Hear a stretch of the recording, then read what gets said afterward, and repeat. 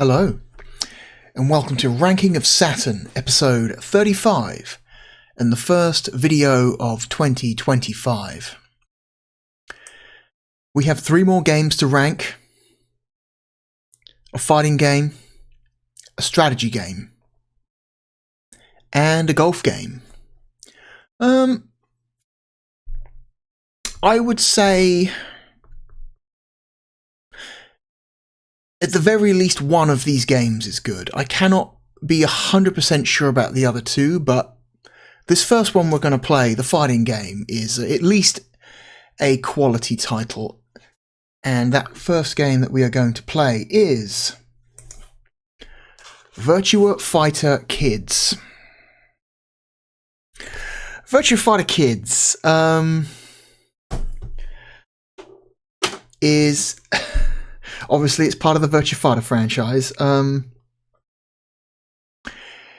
It is one of those Virtua Fighter games that people forget exists, and even Sega forgets that it exists. I don't know if any of you caught the Virtua Fighter Direct a couple weeks ago that accompanied the announcement of Virtua Fighter 6.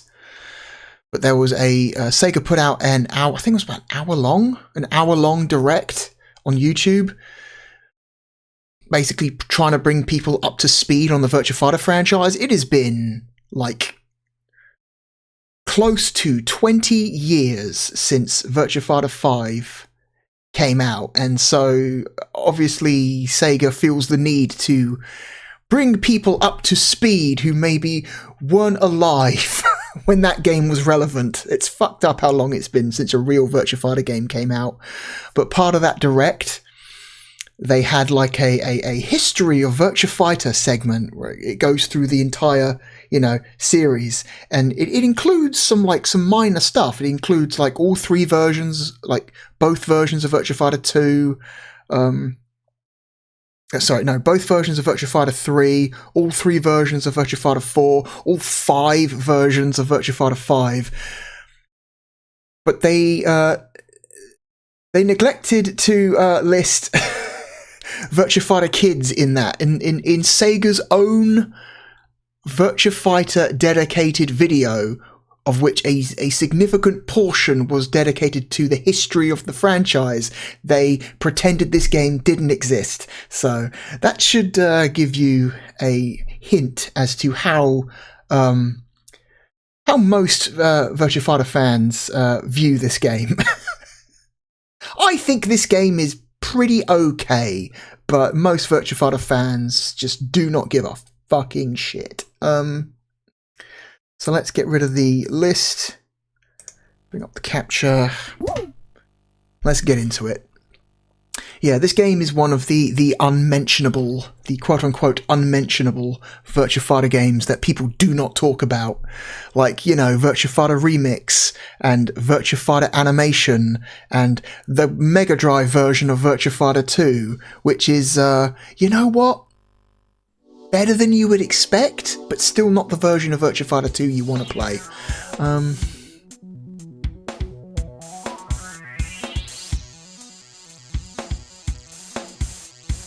Sarah.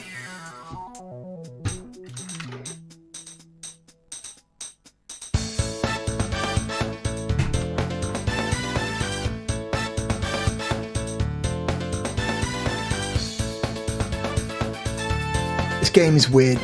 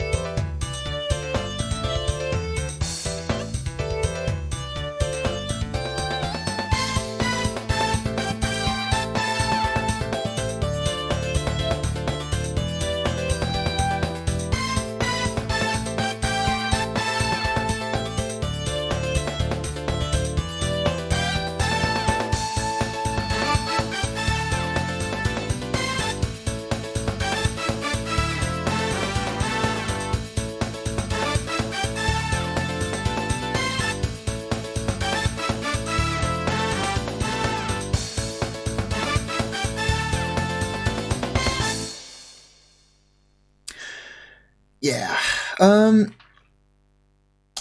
So gameplay-wise, this is kind of a spin-off of Virtua Fighter 2. That is the mainline Virtua Fighter game that this game most resembles in terms of how it looks and how it plays.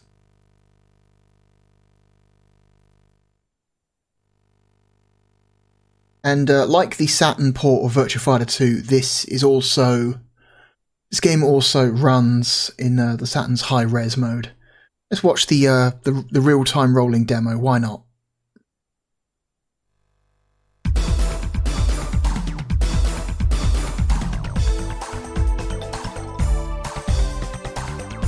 This is obviously a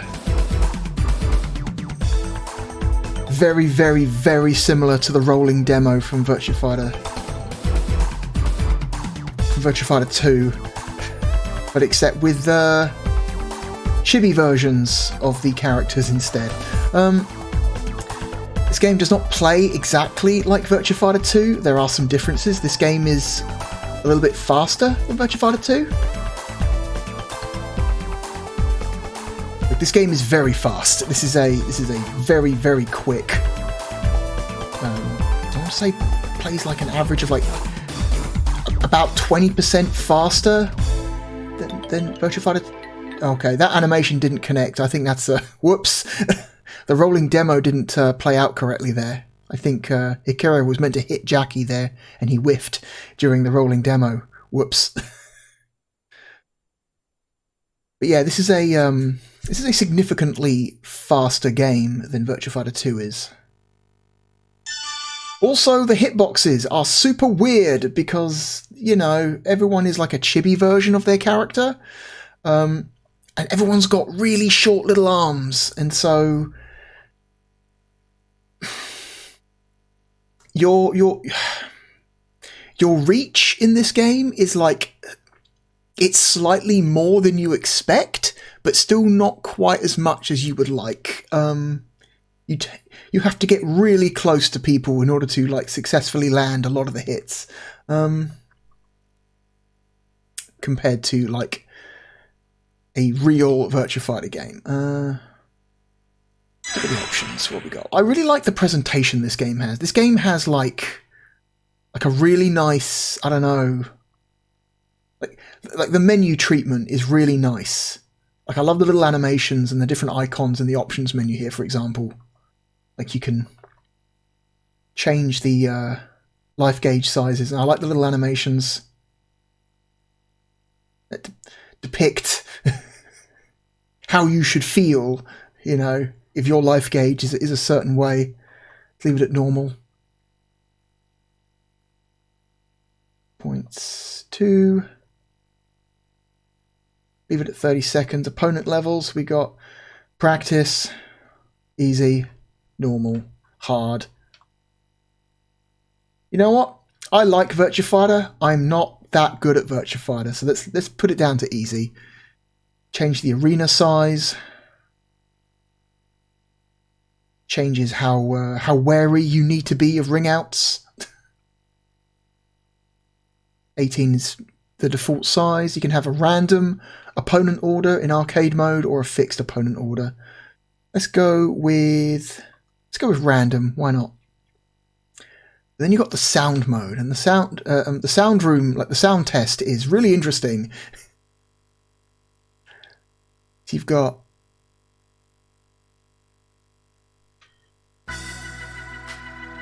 all the Virtua Fighter characters up top playing instruments whenever you play music.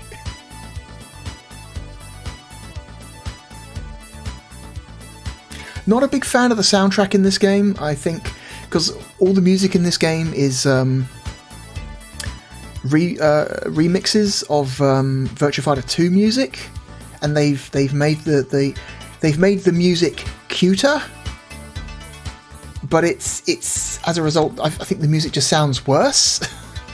So congratulations, you made worse sounding versions of the Virtua Fighter 2 soundtrack. Great job. I love the idea that Akira is just sitting there quietly furious as he waits for you to select a piece of music.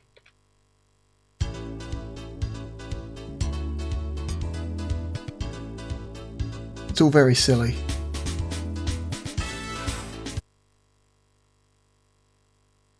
Turn the music down a little bit. Go to 3. See, I really like the menu presentation in this game. I think it's actually got it's got a lot of character to it, and I wish Virtua Fighter 2 had this level of, like, I don't know, care put into its menus that this game has.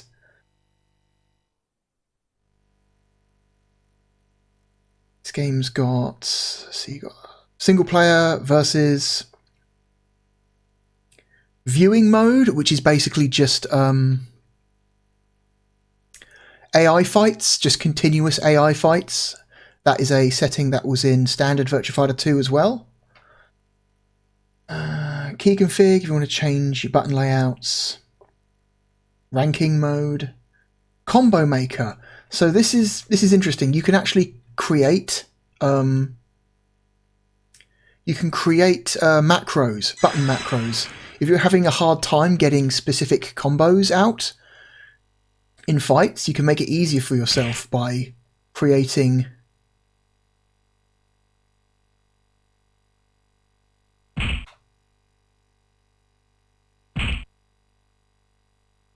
so let's say you want to press, I don't know, A, B, C, forward, punch, kick, defend. You want to save that as a button input because you're having trouble getting that out on the fly. You can then save it as a... I'm not sure what duration means. Is that the amount of time between inputs, maybe? This is how many hundredths of a second between inputs. I'm assuming that's what that means. Then once you've got like a macro you want to set up, you select yes. You can save it to, I don't know, ABC. You've saved a macro. And then you can go to, I think you go to key configs. Then you can set up a custom setup. Hang on. Is that how you do it? Special one. Hang on. Techniques. Aha, combos. There we go. It's another one I saved. So you can add like custom macros.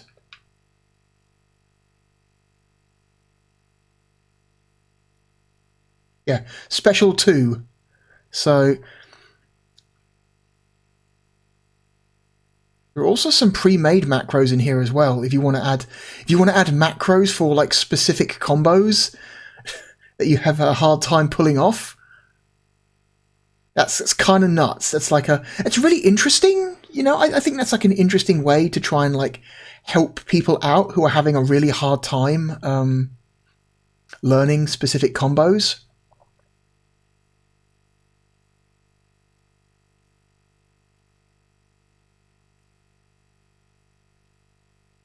So yeah, you can set special 1 to that macro that we just made. I mean, that's a junk macro. I don't think that actually does anything. Maybe it does something for one of the characters. I don't know. I think there's at least one. Okay, let's set it to this Sarah one. I think it's you get 1 free macro for a character built into the game, and then you have to kind of make all the other ones you want. Let's set it to the Sarah one. Oh, and you can limit yourself. So if you're trying to train yourself to get better, you can like force it. So like, okay, the game will only allow me to use this macro a maximum of, I don't know, 3 times per fight, which is interesting. Okay, that's interesting. There we go.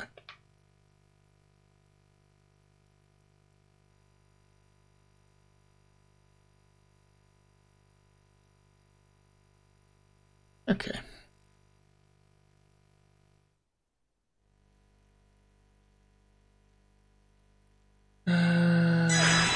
I did set the difficulty to easy, didn't I? Yeah, because... like I've said before, I like Virtua Fighter, but I have no illusions. I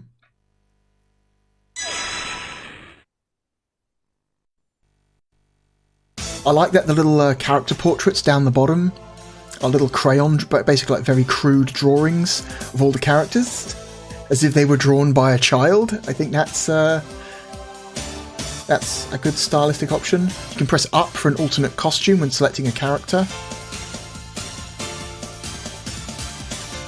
We're going to play as Sarah because it's really the only character I know how to play.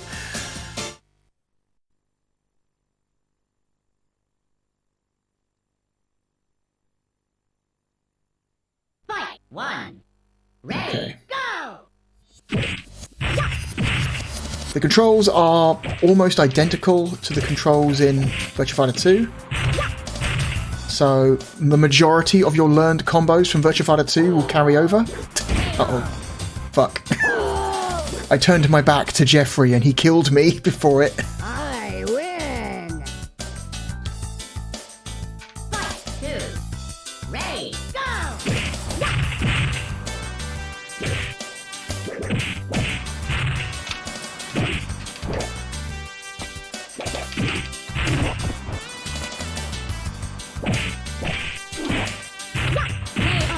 Okay.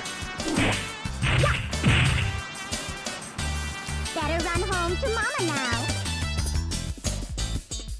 Fight 3. Ready, go!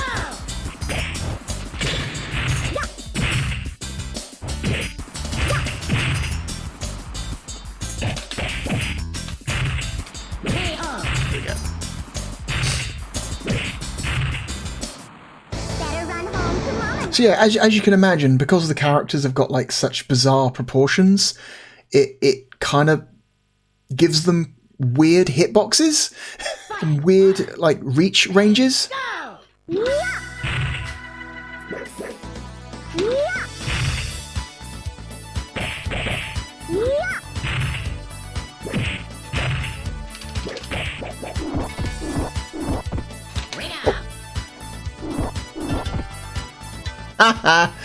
I deserve that. Fight 2. Ready, go!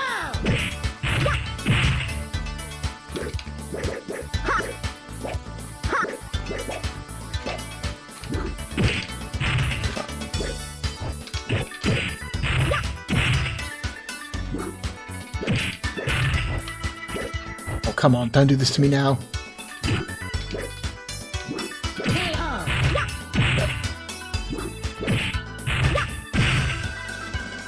Better run home to Mama now. I have this curse where I know how to do a ground attack, and I can do it pretty reliably, but there are times when I really want to do the ground attack, and it just will not come out when I... So, that there is me doing the macro I set up earlier.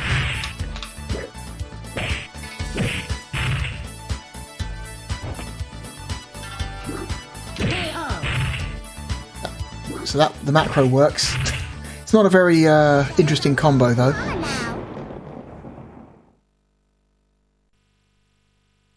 I like that in the loading screens. In Virtua Fighter 2 it was a brick wall. In Virtua Fighter Kids it's a series of building blocks. Ready, go!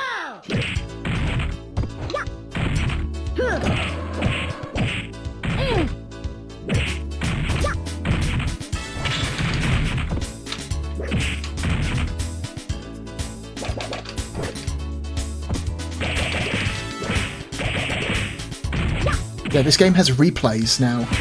Those were not in Virtua Fighter 2. If you pull off a moderately impressive combo, the game will pause very briefly to show off a couple of action replays of it, which is like a cool touch. I believe that's something they took from Fighting Vipers, which is another Sega fighting game from this era. Fighting Vipers did come out for the Saturn, but we have yet to reach that game. Fighting Vipers is okay. I don't think it's as good as Virtua Fighter, but it's okay. Fight 1. Ready, go!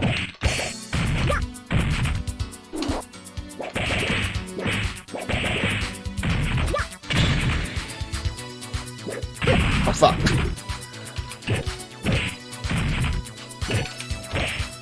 Oh, come on now.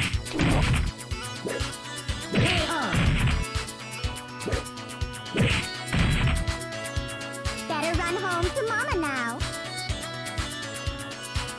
Fight 2. See what I mean about the music? Go! It's all just kind of like cutesy versions of the Virtua Fighter songs, but it doesn't sound as good.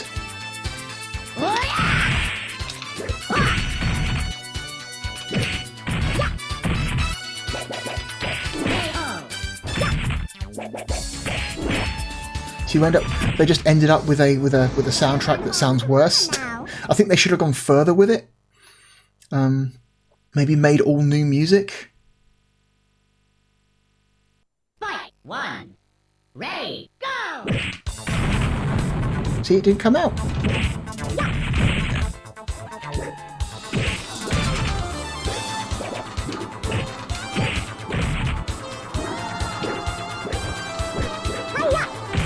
Shit. Two can play that game, bitch. Better run home to Mama now. Fight 2. Ready, go! I like that the background art is reminiscent of the stage art in Virtua Fighter 2, but it's got like a cruder look to it.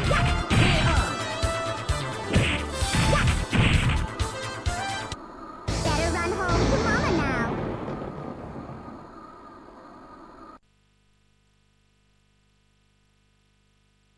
This game it's I don't think it's as good as Virtua Fighter 2, but it's neat. I think it deserves more respect. God damn it.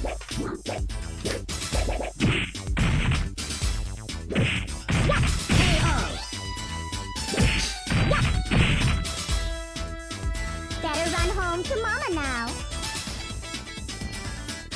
Fight 2. Ready, go! Oh yeah! Oh yeah! Oh yeah!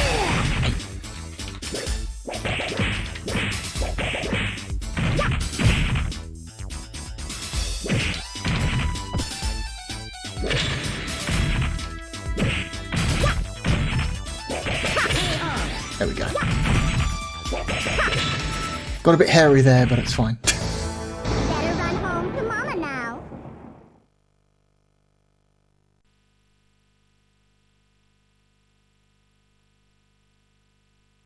Fight 1. Ready, go! Oh, Kage looks so stupid with his big head. Still kick his mask off. Shit. See what I mean about the hitboxes? I mean, the reach is that sometimes you feel like you should be able to reach when you can't. Ready, go!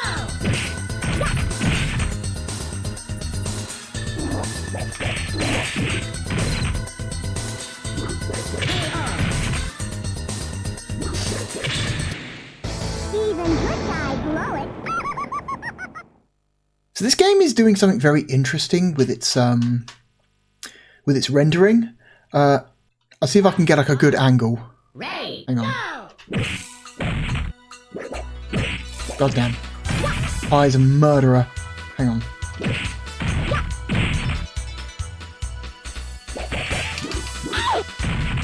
Hang on, can I... Is that a good view? No, it's not a good view. Kind of want a view of the edge. Better run home. If I could pause here, it'd be a good place to show you, but it won't let me pause. It'll just skip it. God damn it. There. Okay. So this game does something very interesting with its rendering. It's actually rendering the game at 2 separate resolutions at the same time. I think Virtua Fighter 2 might also do this. It's hard to say, but the game is rendering. The game is outputting at the Saturn's high resolution interlace mode, but not all of the game is rendering at that resolution. So the HUD, the main character models are the HUD and the main character models are rendering at the higher resolution, but I believe the background art and the stage itself, like the arena itself, is rendering at the Saturn's lower resolution. So one video chip is rendering the character models and the HUD, the other video chip is rendering the background art and the stage. And it's kind of how, like, you know how like the 32X, right? Bring up the 32X here. It's the Mega Drive would handle certain background layers, and then the 32X would layer on top its own shit before sending it to the television. So the Saturn renders stuff in a very similar way, and it's not always obvious, but this is one of the few cases where you can really point it out, where one video chip is very clearly outputting at a different resolution from the other. And I believe that's how they managed to get both this game and Virtua Fighter 2 running at a high frame rate. It's very interesting when you see it.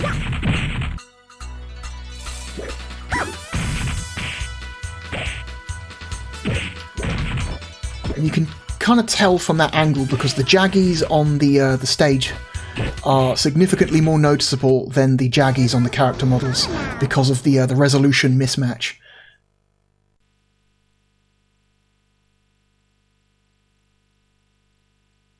I believe Fighting Vipers also does a similar thing, but Fighting Vipers, it's just the HUD and the background layer that are rendering in a high resolution, whereas everything, the stage and the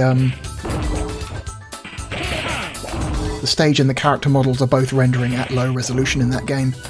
Better run home to Mama now.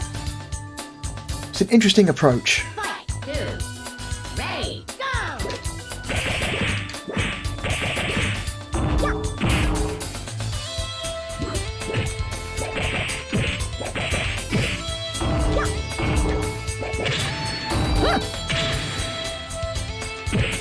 Oh, come on.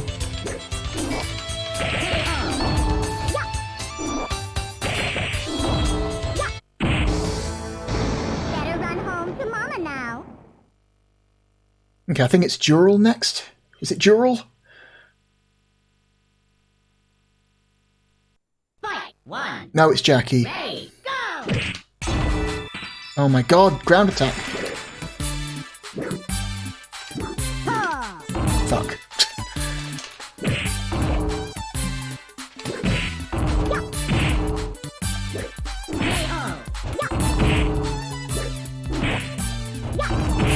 I'm too eager to do the backwards leg sweep. I get punished for it. Fight, 2, ready, go!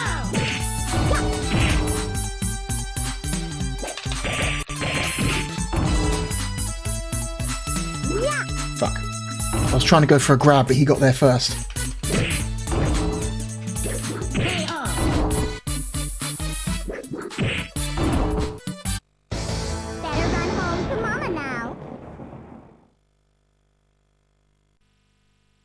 I think this might be Dural now. Fight, 1. Yep, it's Dural, and just like Virtua Fighter 2, we are underwater. Damn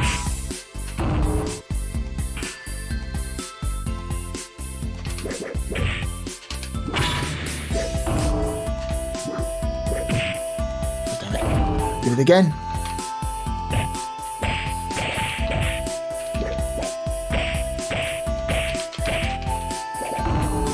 It's really annoying.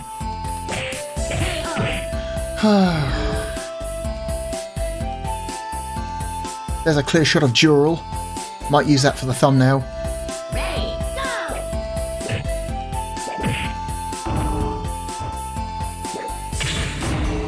God damn it. Fuck you, I stood up! That's fucked up. Wow, that's fucked up.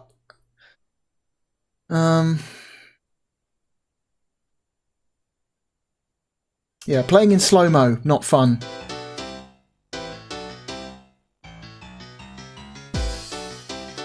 And then you get this weird, like, finisher replay. Like you do in Virtua Fighter 2. The game is trying to like simulate motion blur, but it doesn't look correct. It looks like a bug, but no, that is intentional. It's meant to be some form of like rudimentary motion blur, but it just kind of looks like shit.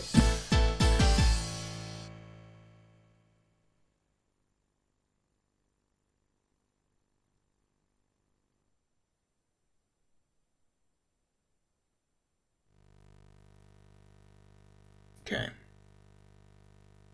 This game is neat. It's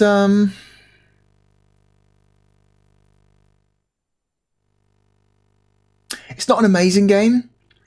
I would not take this over, say, a Virtua Fighter 2. I would not take this... I don't know. I would take this over Virtua Fighter 1, but not 2.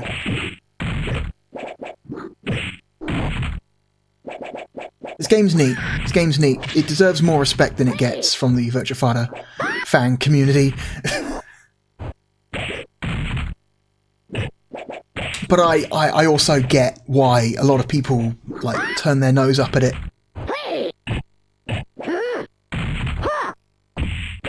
There's some footage of what playing this game at a high level is meant to look like, which I cannot do. Anyway, I think that's enough Virtua Fighter Kids.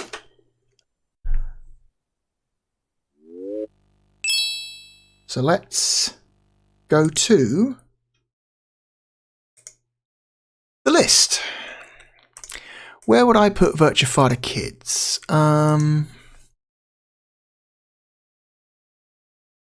like I said, it is no Virtua Fighter 2. It's very similar in many ways to Virtua Fighter 2, but it is in some key ways not as good. I think the character reach and hitboxes are super weird. Don't like the soundtrack.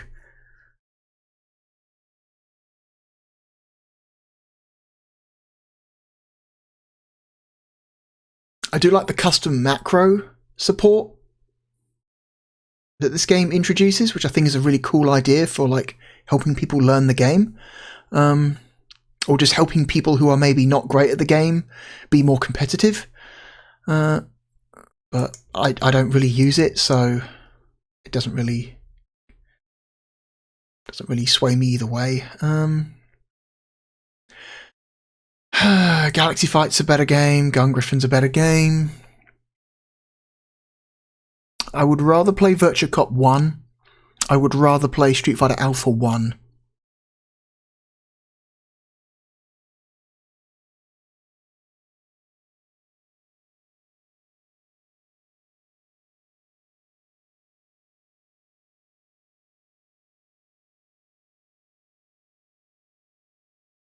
I would rather play Buster Move 2 than Virtua Fighter Kids. Let's come from the other direction. I think it's a better game than Virtua Fighter 1.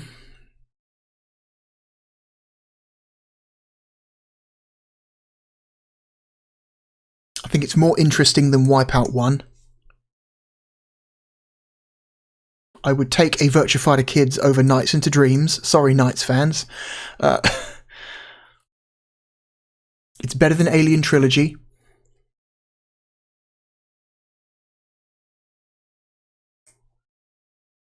Which puts it here somewhere high teens, low 20s, which is a really good position.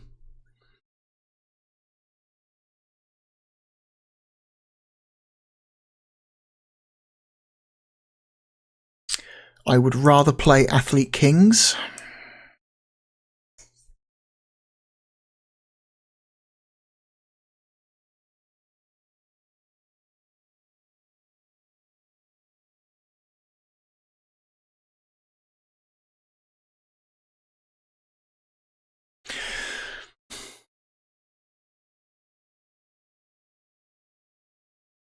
I think it's a better fighting game than Golden Axe The Duel.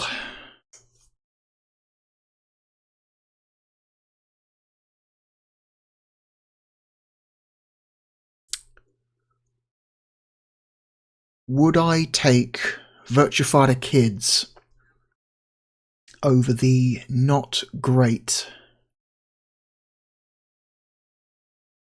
version of SimCity 2000?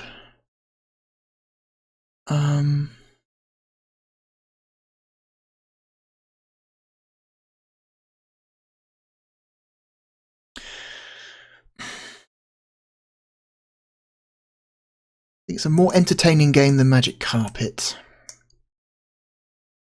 I think it's better than Worms.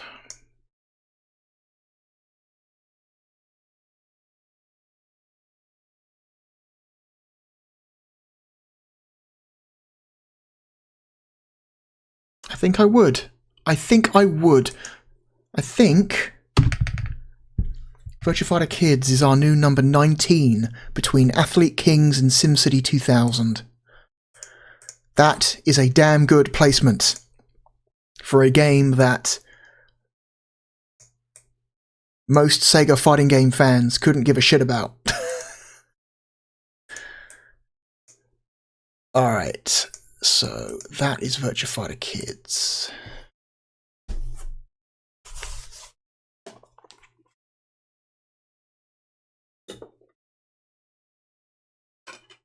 Okay. Cool game.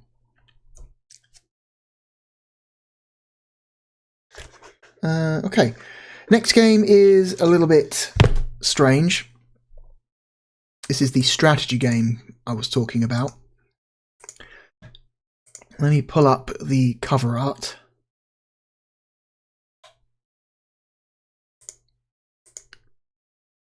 This is a game from Electronic Arts and Chrysalis. Chrysalis, if you remember, was the developer responsible for the Saturn port of Magic Carpet, so they know what they're doing when it comes to this hardware, because the Saturn port of Magic Carpet is like genuinely quite impressive, I think. And so this next game is Space Hulk: Vengeance of the Blood Angels, which is a Warhammer 40,000 game. Warhammer 40,000. It's very ascendant. It has been very ascendant the last 10 or so years. It has become a hobby and a universe that has suddenly people have decided is cool. Like a lot of like more, I'm not going to say mainstream, but it's at that top level of like nerd that is like just before mainstream culture. You've got like low-level nerds who are into like the really obscure shit, and then as you get higher, you get like more and more slightly more mainstream nerds, and Warhammer 40,000 has reached the level just before mainstream, which is the highest it has ever been. This game comes from an era when Warhammer 40,000 was very niche, even among nerd communities. It was simply not cool to be a Warhammer 40k fan in the eyes of most people, even most other nerds. So this comes from a very, very different era of Warhammer.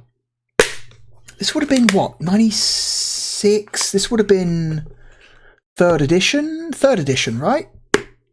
3rd edition. I don't know, man. It has been 20 years since I last attempted to play Warhammer 40k. So do not ask me any in-depth questions about Warhammer 40k, because I either don't know or my knowledge is 20 years out of date. So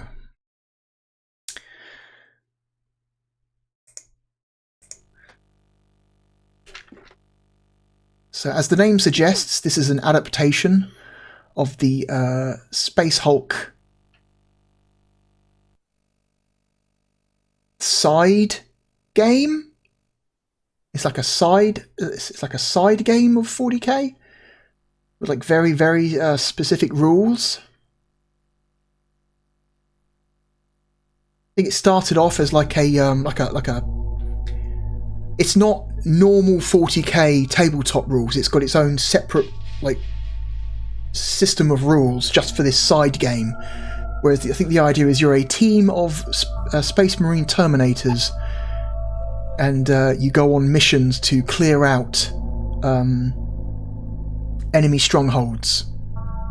Usually Space Hulks, which in the universe of 40k are the derelict remains of like ancient spaceships that have been floating in space for thousands of years. And so anything could be on there. It could be orcs, it could be demons, it could be fucking Tyranids. So I love this menu. I love this first menu they give you with these two doors you get to choose from, and neither of them are labelled, so you have no idea what the hell you're picking. I think this is the way to training.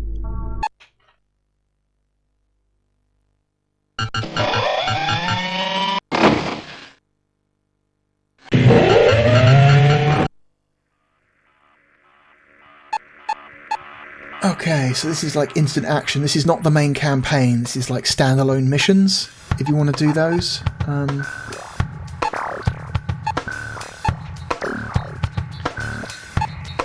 So yeah, this is a first-person strategy game where you have a team of Space Marines. You need to get through a very tight enclosed environment, and you have to either manually position them yourself or give them orders to move to certain locations. And the idea is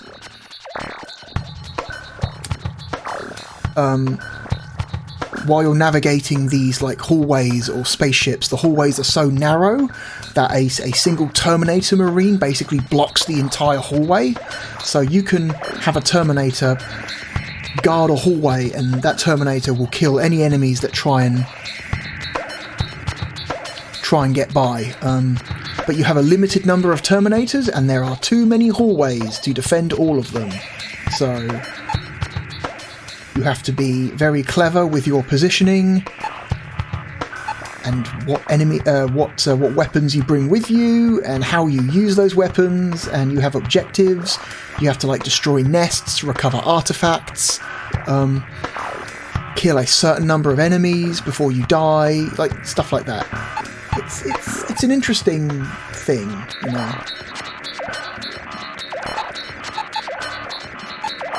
Okay, so for some reason X is the go back button, not B. That's a strange choice there. Training. Let's do a little bit of training. Purge and retrieve. Limited resistance. Escape. And covering fire.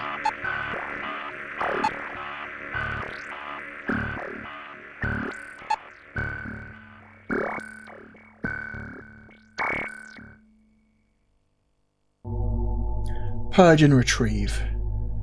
Hang on. Here are your objectives. Purge these points with flame. Amiel and Bethor must exit via this point. A relic must be retrieved. So it kind of sucks that there's no text version of that mission briefing because the voice audio is not easy to understand because it's heavily distorted. But we've got to purge those 4 rooms. Those are our targets. We have to burn them using a flamer. Retrieve an artifact and then get out.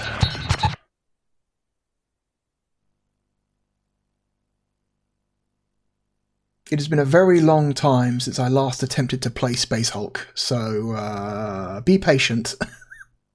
There have been several more modern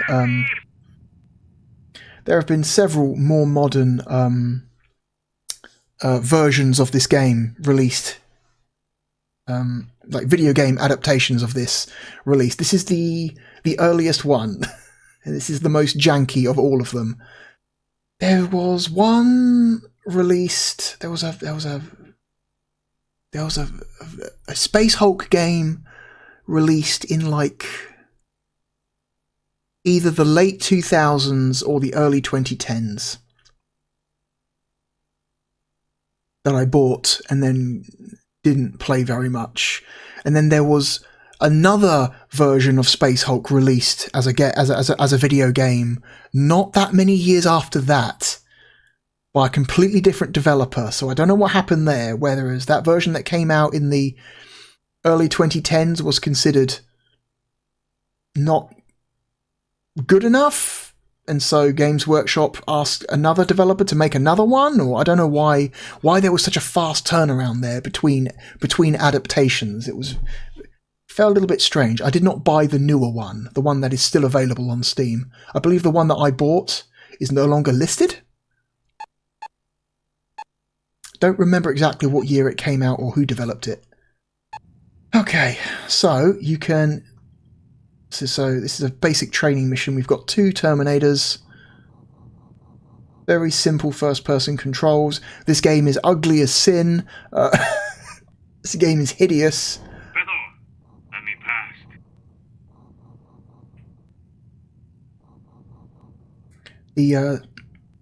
The character sprites are super low res. The environments are super low poly. The textures look like shit. This is a hideous video game. Okay, so it's A button to shoot. B button does nothing for now. C button does nothing. Okay. X takes you to the command screen where you can actually order... Okay, it's like it pauses time temporarily. You see the time bar ticking down there at the bottom of the screen, so you can only pause for so long. Otherwise, you can kind of just hang out here forever, and suddenly the game has no urgency. So to prevent that from happening, To this point.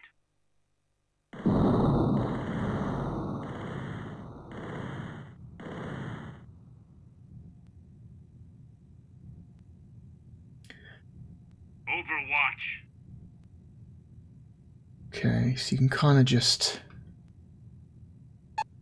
Okay, C will change your Marine. Move to this point.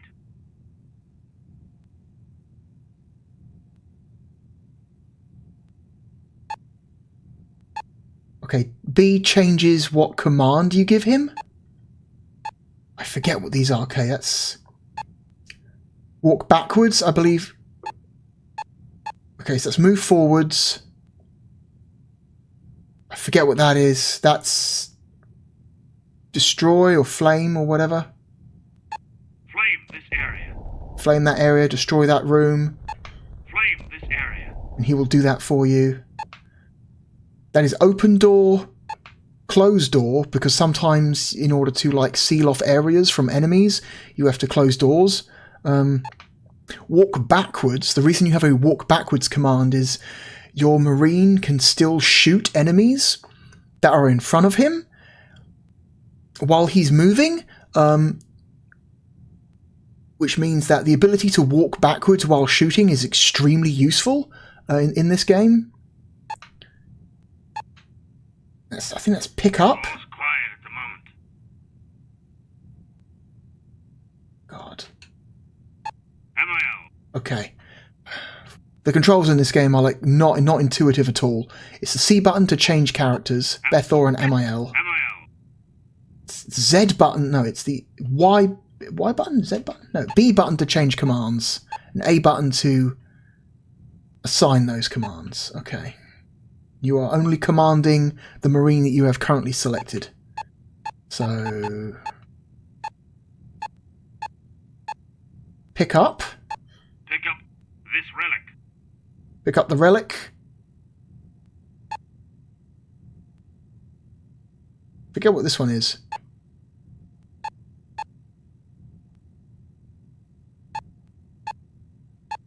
Give cover to it. Bethor. That's give cover. Give cover to Bethel. Sorry, not... Bethor, not Bethel.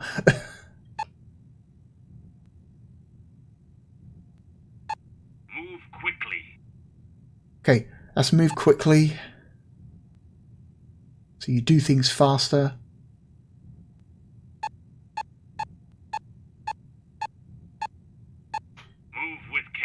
Move with care. I forget what the difference is between moving quickly and move with care. Surely there must be a trade-off there.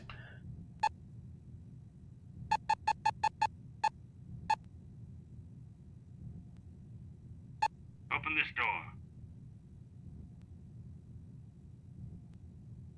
What is this? Bethel! MIL. Here are your objectives. Flame these points. Okay, that just replays the And Bethel. the mission briefing. By this point. A relic must be retrieved. Okay. What are you? No idea what you are. No idea what you are. Whatever, let's get out of To the here. Emperor. Alright, let's get MIL out the fucking way, because, again, the Terminators are big, thick boys that take up in the entire width of a hallway, so you can't get them past each other down the same hallway, so you've got to position them with care in a way that lets you...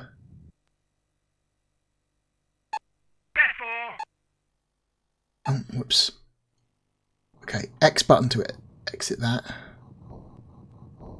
Okay, Bethor has limited ammo on his flamer, so you cannot afford to accidentally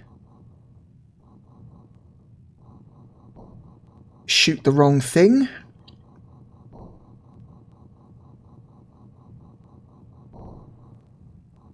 It appears to be a chaos stronghold that we are in, not an actual Space Hulk. Purge this room, apparently.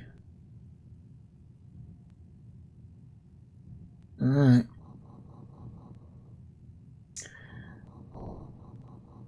But what if I... hang on. Oof, it's... okay. Bethor, I want you to... MIL.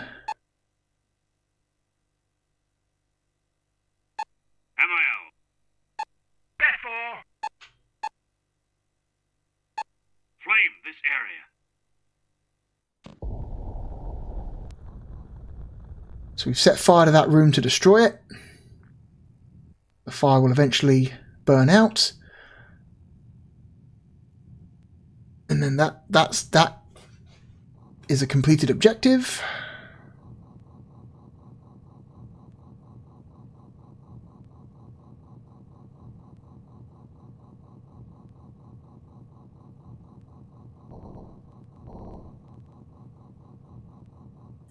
What's this? Filthy heretic library. Destroy it. Objective met. Get out the fire. Okay. Burn the whole room. God, that fire looks terrible. So we've burned all 4 rooms and we've picked up the artifact. Okay. Park Bethel there on the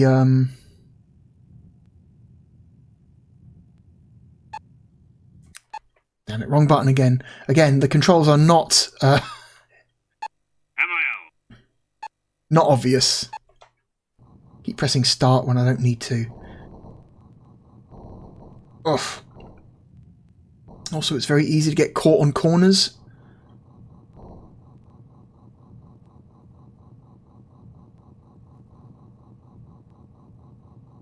Let's get MIL to the exit as well. Park both of your Terminators on the exit.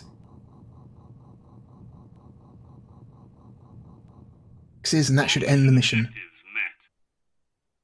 And that is an extremely basic mission. Like, there weren't even any enemies in that mission. That was just simple movement and, like, objective stuff.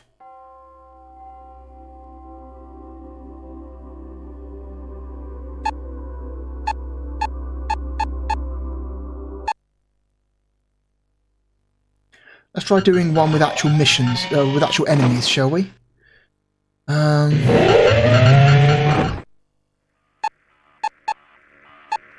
Limited resistance. Here are your objectives. Seal these doors. Seal those doors. And Bethor must exit via this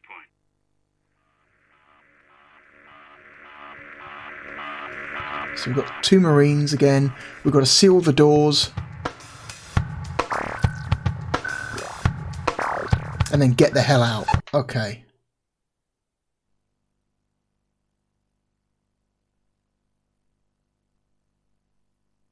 Says the mission's called Limited Resistance, so I'm assuming that there are enemies in this level. Keep alert, brothers! There's no end to them. Oh, Jesus Christ. MIL has just been killed. You now cannot achieve mission success. Alright, so if the Gene Stealers reach you, you are dead. You have to kill them before they get to you.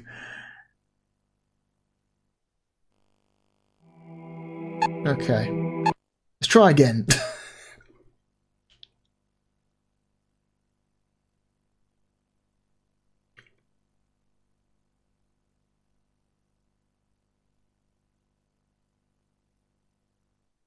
So that's what makes this a strategy game rather than a first-person shooter. Oh, fuck off. How many times do you have to shoot these things before they die? It's, MIL has just been killed. That's kind of fucked up. Achieve mission success. Try again. I was hammering the button that time. It really is like instant death if these things touch you. So yeah, you can't really play this game like a first-person shooter. You have to use tactics. You have to use positioning. You need to know what you are doing. You have to make sure you're using the correct commands for your squad mates. You have to use the commands because you can't effectively play missions by yourself, just controlling each Terminator individually. This is a game that feels like it was a lot easier to play with a mouse and keyboard. We must prevail. Okay. Oh, I killed him. Why didn't it work before?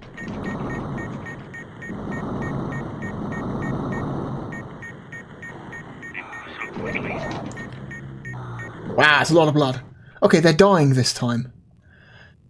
Wow, holy shit, that's a lot of blood. I don't remember this game being that bloody, but wow, okay. It's kind of cool that when you All's quiet at the moment.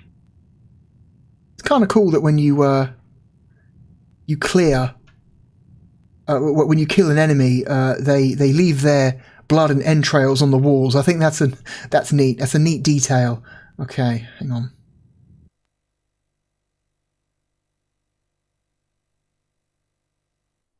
We are their doom.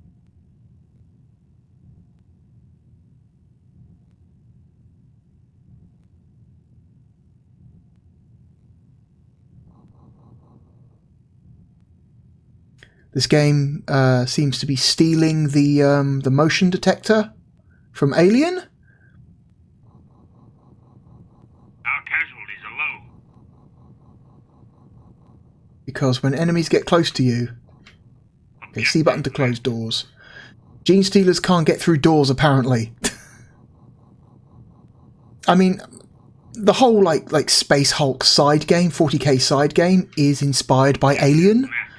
Because the whole thing is you're crawling around spaceship corridors, killing like aliens that are extremely strong in close combat. So, yeah, Games Workshop just kind of stole that from Ridley Scott. But you know, it's a cool idea, so I'll forgive him for that.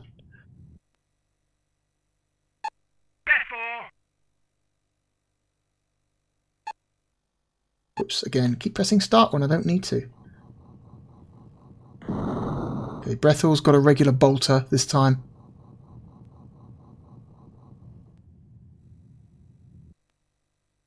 Oh man,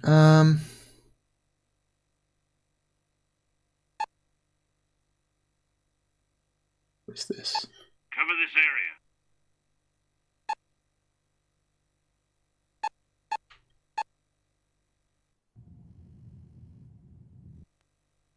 so...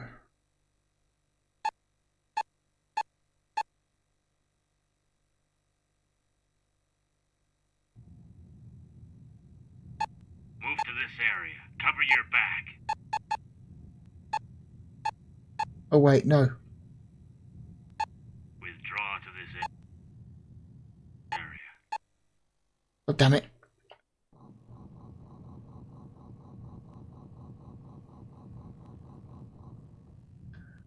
Close that door. Again, issuing commands is not is not an easy thing. It's closed door.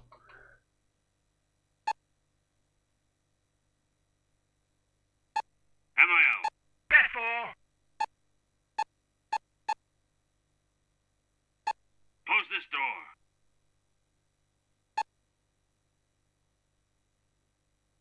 Let's walk backwards. Don't accidentally pick the walk backwards arrow. Move to this point.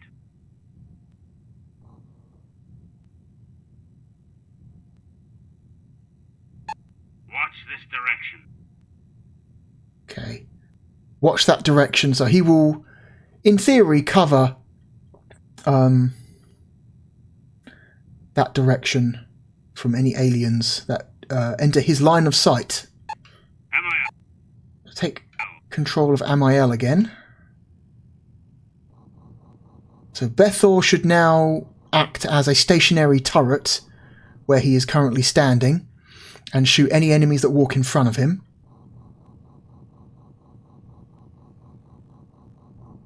MIL. What are you doing? Objective met. So now we have to work around each other because we can't bring all of our guns to bear down a single corridor.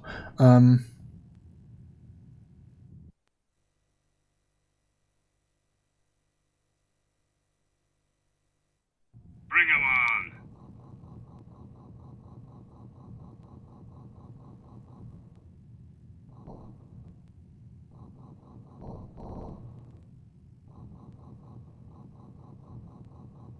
Okay, if I park MIL here, I can give him the order of watching this direction. Watch this direction. Okay. Bethor! Switch to Bethor. Damn, I keep pressing start. I think start is how you get out of this screen, but it's not. It's the X button. God damn it.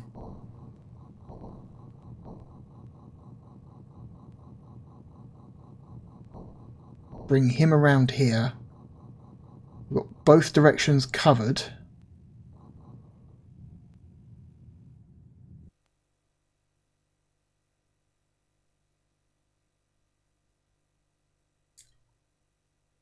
Okay.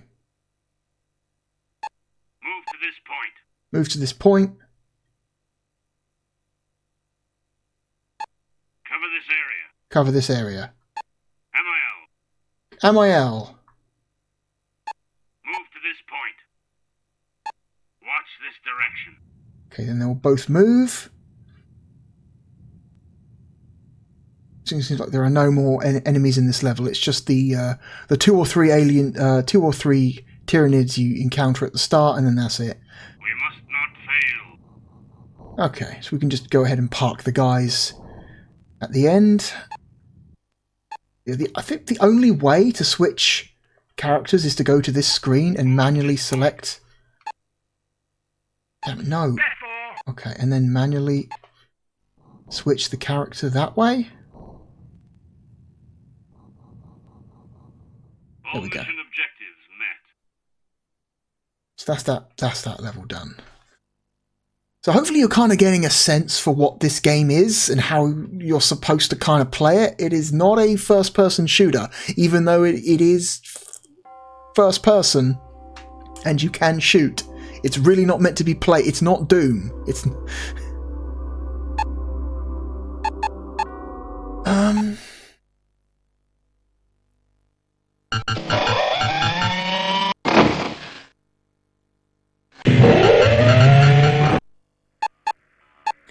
Then you get like a selection of like original missions.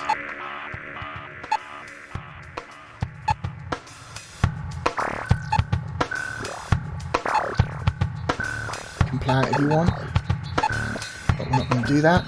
Let's go to, I think this is the campaign over here.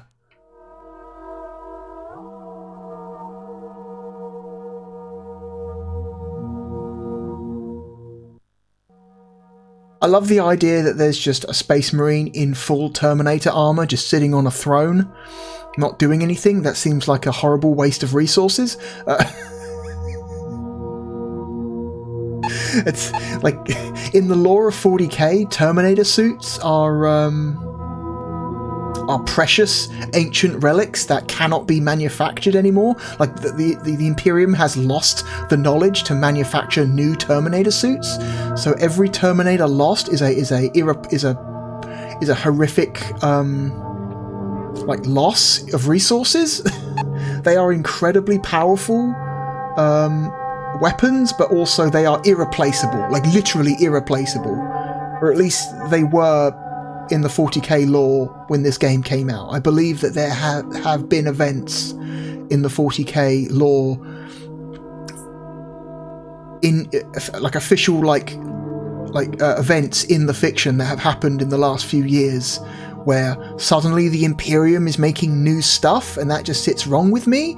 I like the Imperium as this giant, the idea of the Imperium as this giant monolithic empire that is slowly decaying from both the outside and the inside for different reasons.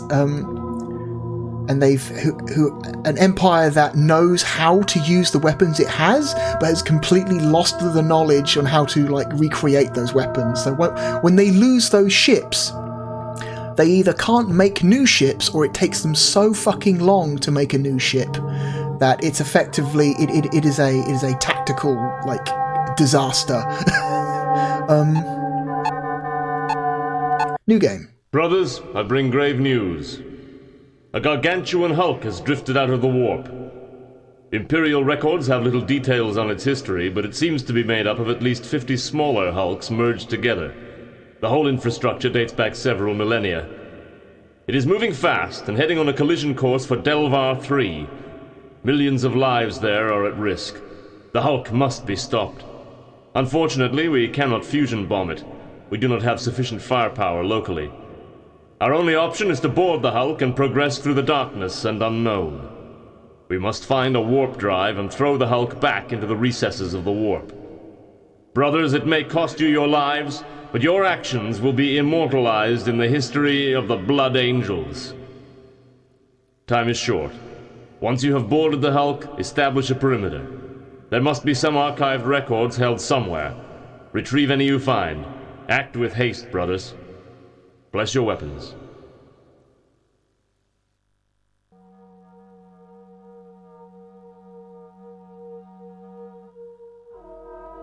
Awkward silence. Is anything going to happen? Do I have to press a button? Oh, I have to press a button. Okay. I was going to say, that's kind of awkward. We're going to go have this speech, and then everyone's just going to stand there awkwardly, not doing anything. Like,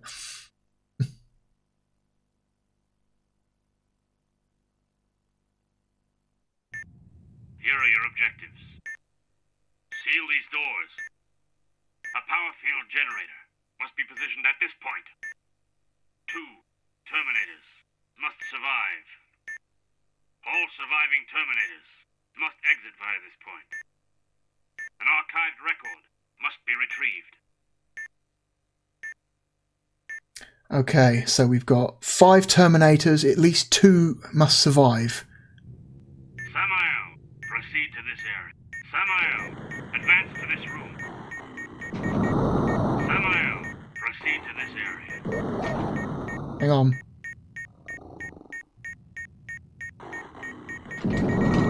Oh! Alright, hit detection on the guns is kind of shitty. You have been killed. You have been killed.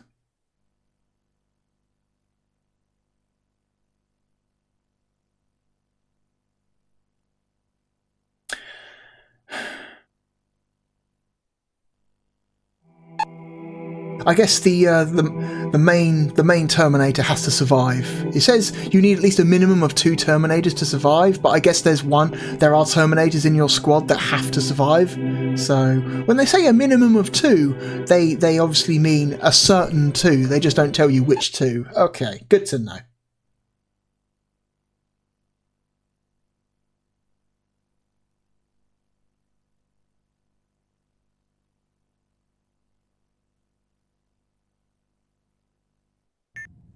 Here are your objectives.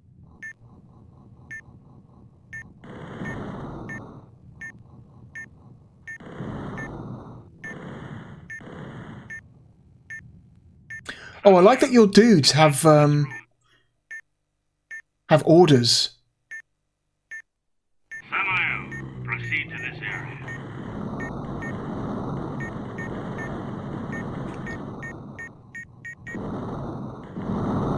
Whoop, don't shoot your own dude. You've met.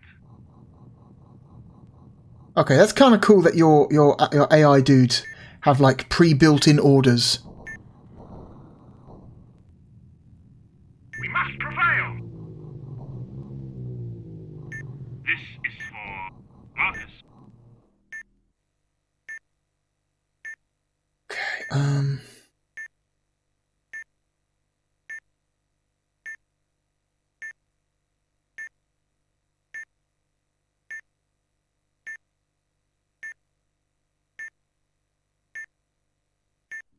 Samael, proceed to this area. somewhere.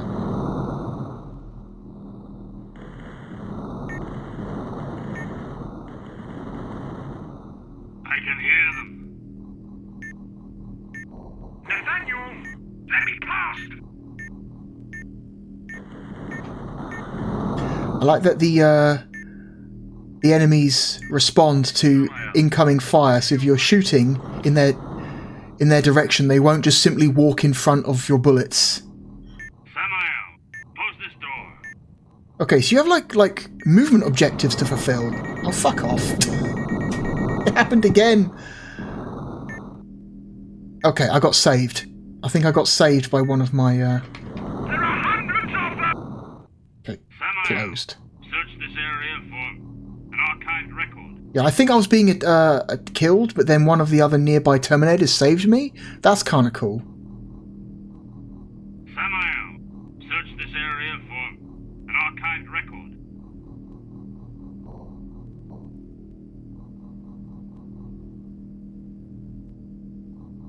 Samael, advance to this room. Okay, so it seems like in the early missions, you don't actually have command over your squad mates. You just have to follow commands yourself, which is kind of cool. I think that's cool. You're part of a squad and you're just doing you're fulfilling your role in that squad. All right, that's kind of neat. Met. Your mission was a complete success. All right. Okay, Space Hulk, you're better than I remember. I remember you just being kind of confusing and frustrating, but okay, that was actually kind of neat.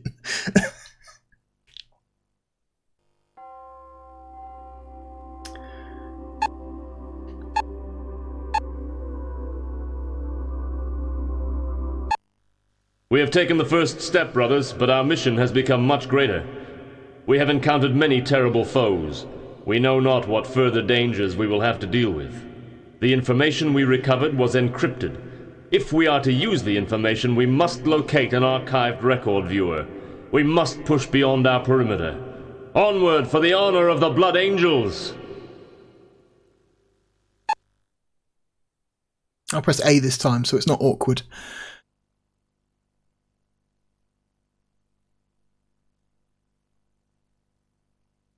This game also came out for MS-DOS and PlayStation. I imagine both of those versions probably look a little bit better. Surviving Terminators must move to this area. An archived record viewer must be placed here. An archived record must be positioned at this point. I'm playing Samael again. Okay. Samael, search this area for an archived record viewer. Okay, my AI companions will do their thing. Samael, search this area for an archived record viewer. What? You have been killed. What killed me? Hang on. What? What killed me? I don't know what killed me.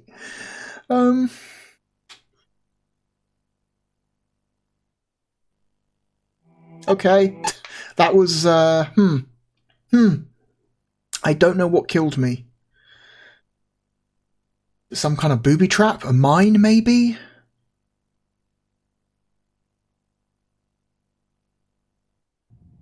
Here are your objectives. Okay, let's just go. Let's go, brothers. I think it's this way. Samael, search this area for an archived record viewer.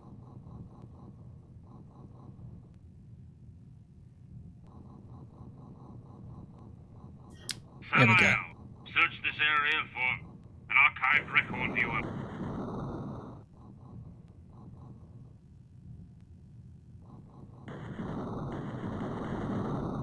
Okay, there's something on the there's something on the floor over there. Don't let up!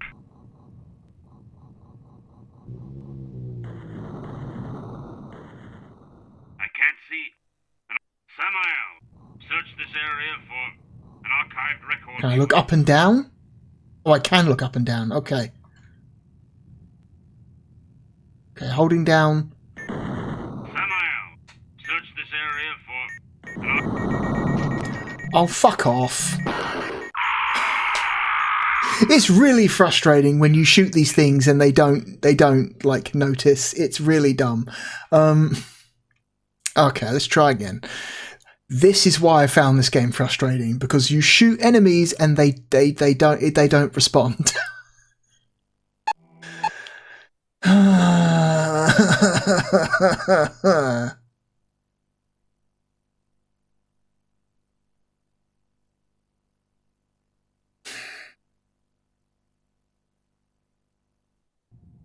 Here. Let's try again. I'm going to go that way. I'm going to go this way. Samael, search this area for an archived record viewer. Wait till the red box goes away.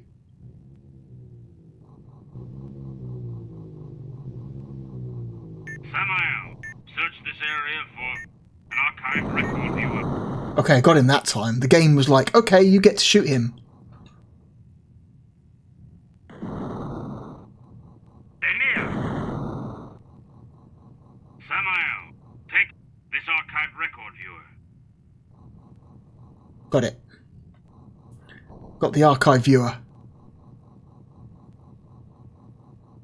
Samael, the archived record viewer. Here.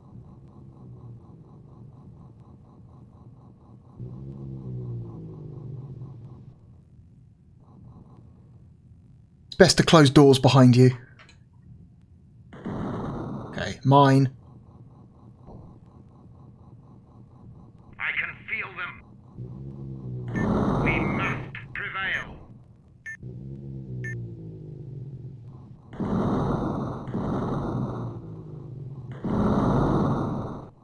Objective met.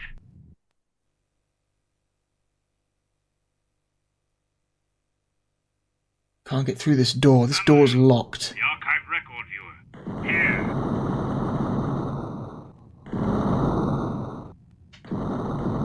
Nope, that door just doesn't.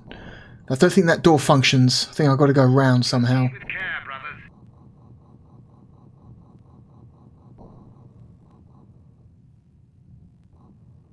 Close.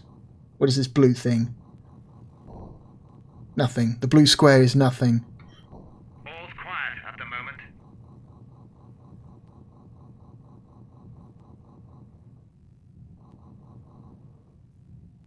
Okay. Overwatch. Guy's gone into Overwatch. He literally said the word Overwatch. So the term Overwatch in this style of strategy game was being used this far back. I can hear them. Okay.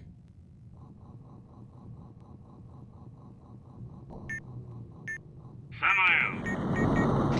Fuck you. Okay, it seems they can open these doors. Be wary! There is no end to them. Samael, there's your right.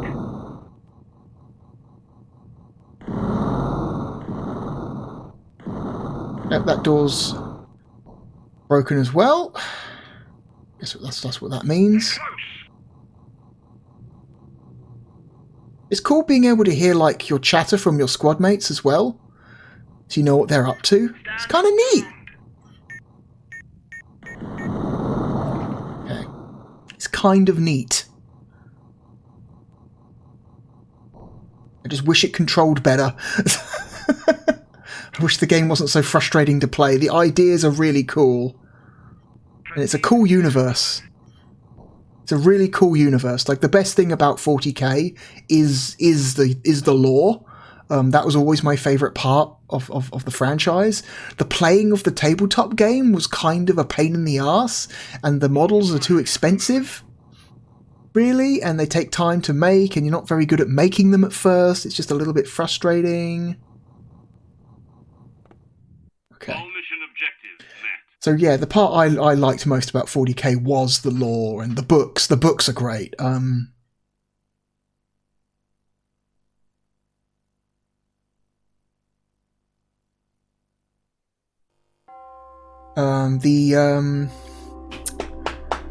What's it called? The Horus Heresy series is maybe some of the best like fantasy sci-fi I've ever fucking read. No joke. A lot of those books are really good. I particularly liked Flight of the Eisenstein. That is like really like dumb pulp sci-fi. Here's the thing about 40k is that it is incredibly stupid universe. It is incredibly stupid, but in the best way. In the best ways. I'm also... God, what was the one about the assassins? Nemesis. Nemesis was another 40k book that I really enjoyed. Nemesis is genuinely pretty great. The whole universe is like really interesting, and like... It's cribbing from tons of other sci-fi franchises. There's very little in 40k that is genuinely original. It's taking from Alien, it's taking from Dune, you know, it's taking from Star Wars, it's taking from Star Trek. It doesn't give a fuck. It is this ridiculous, it's taking from Lord of the Rings, if you could believe that. It's because it's essentially space fantasy, right? It's orcs and elves and dwarves and humans, except in space with guns. It's really fucking stupid. It's stupid, but in the best way. You have to.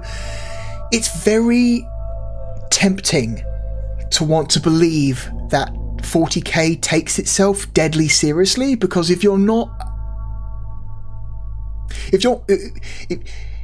don't follow it or have never followed it, and you look at like some like trailers for a 40k game or something, or the artwork, it looks deathly serious.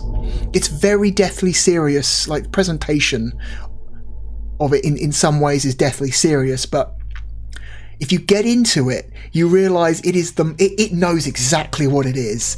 It is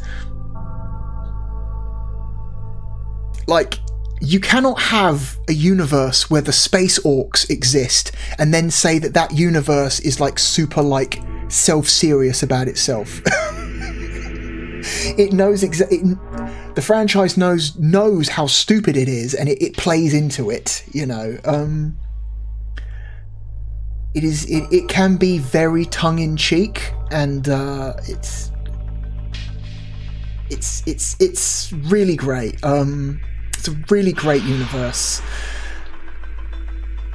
and I no longer have any interest in in collecting the models or painting them or playing the tabletop game or any of that shit. I don't give a fuck. I kind of mostly am uninterested in like the video games.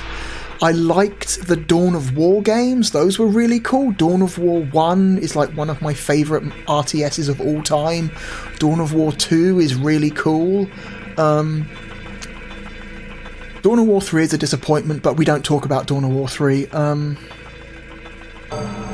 I liked the first Space Marine game. That's the game that is called Space Marine for the 360 and PS3.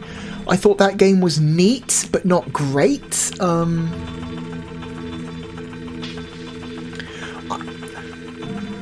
I like this. I think this has like really like interesting ideas for like adapting the Space Hulk side game into a video game. It's very different to any of the other. At least I believe so. Any of the other video game adaptations of Space Hulk. I believe those adaptations are purely like viewed from a bird's eye perspective, and you're clicking on Marines and moving them around. I don't believe those games allow you to have any direct control over a single Marine, whereas this game is like a weird combination of like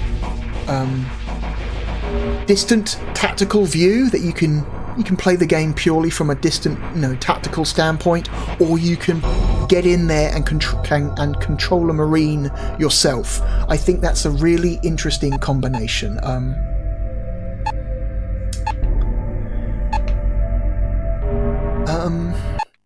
The archive record. Let's do one more mission. Warp drive in the next sector. Brothers, our mission may soon be complete. I am sending in a further squad to assist your progress. Regroup on the far side of this sector. We are their doom. We are their doom. Anyway, stand awkwardly in front of me, not doing anything until the player decides to hit the A button.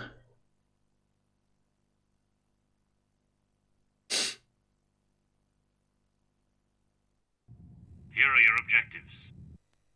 All surviving Terminators must exit via this point. At least 2 power field generators must be retrieved. At least 2. Alright, I think this is another... Samael, move to this point. Me just being a squad member. The game's not ready to let me issue commands just yet. Samael, watch this direction.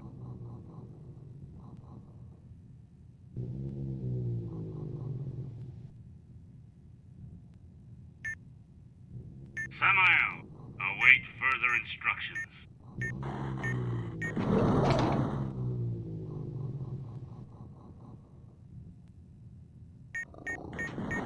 Malok, they're coming your way.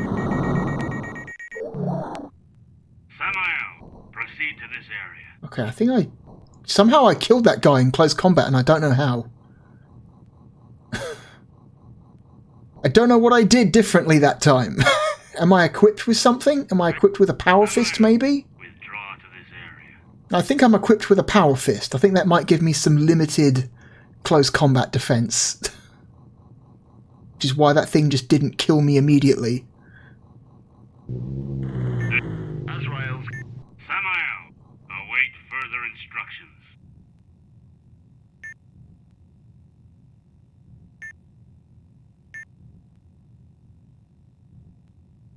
Samael, move to this area. Cover your back.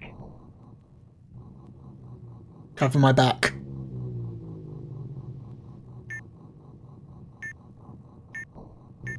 You have succeeded. That one was simple. That one was really quick. I like this. I like the fact that you're just not the commander. You're just part of the squad, and the commander is giving you orders. That's kind of cool. I don't know. I think this is neat. I think this is like a very interesting take on Space Hulk as like a video, in video game form. I think I'm liking this more than I was expecting to. Oh no.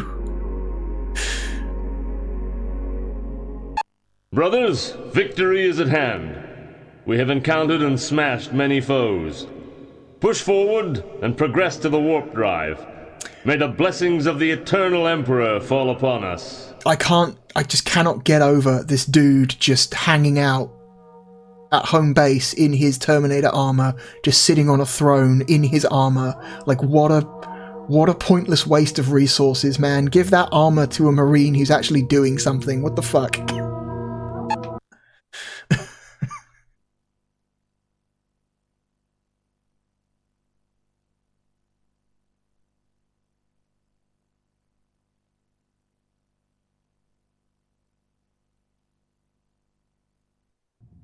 Here are your objectives. Seal these doors.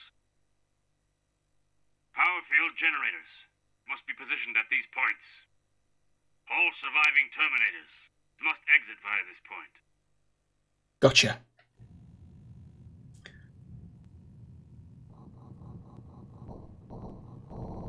Samael, seal this door. Right.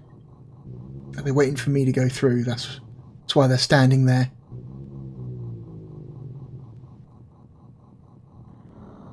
Pluvius's bolter is jammed.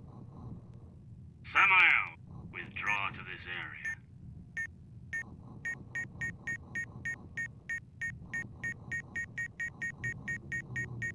Okay, so these are enemies that are trapped behind the door.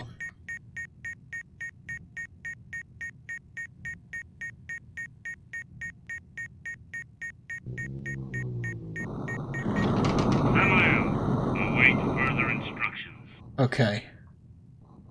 They got through eventually. So they do eventually break through doors, but it takes them a while. Okay.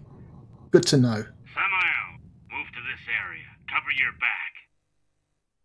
Samael, move to this area. Cover your back. Cover my back, so walk backwards. Gotcha.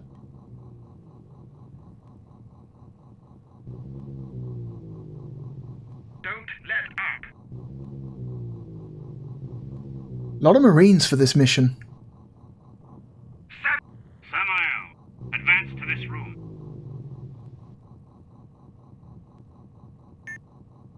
Like there's just a dude rolling with me.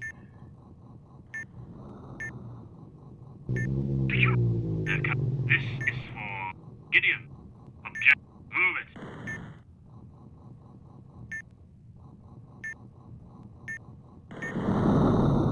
Okay.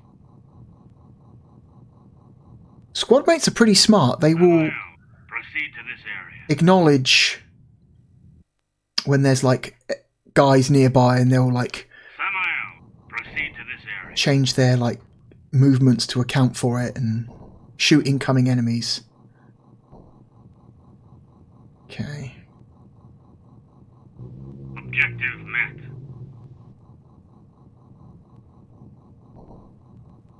Oh no, do I like this? I might like this. Samael, seal this door. Okay. Follow the red arrow. Yes, sir.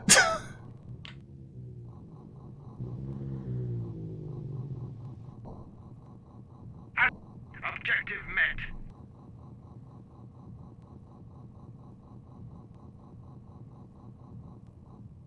Samael, advance to this room. Okay, advancing to the room.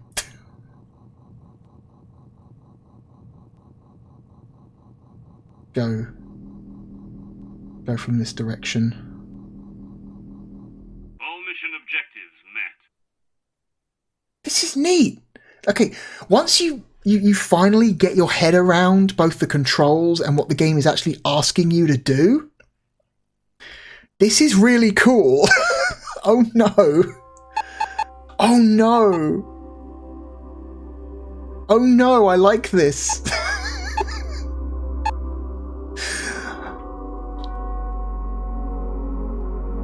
I think the last time I played this, I was only playing like the Brother Blood Angels, the pre-prepared our information missions. was not reliable, but we shall prevail. Analysis of data from our scanners shows the warp drive may be present in a lower Hulk sector near to us. We must smash our way past any barriers. United, the foe cannot stand against us.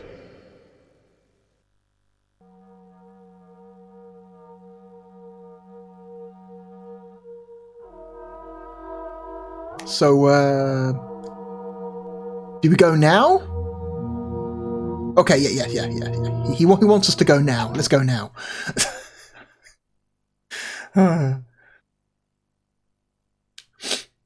One more mission.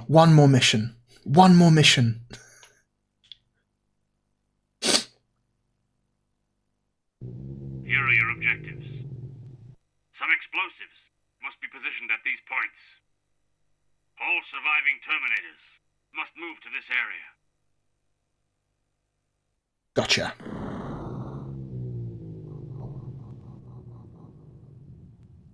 Samael, pick up these explosives.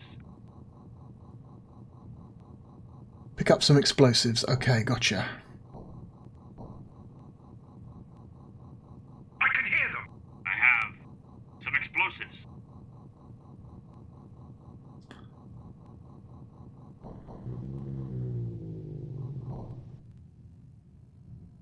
Samael, the explosives. Here.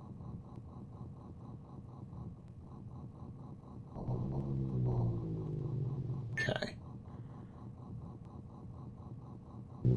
Did you hear that? Be wary! Okay. Dude in front of me is getting all the kills.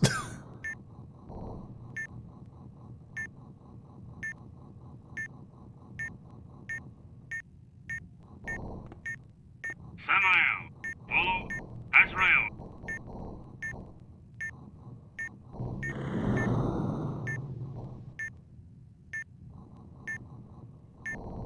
Samael, proceed to this area.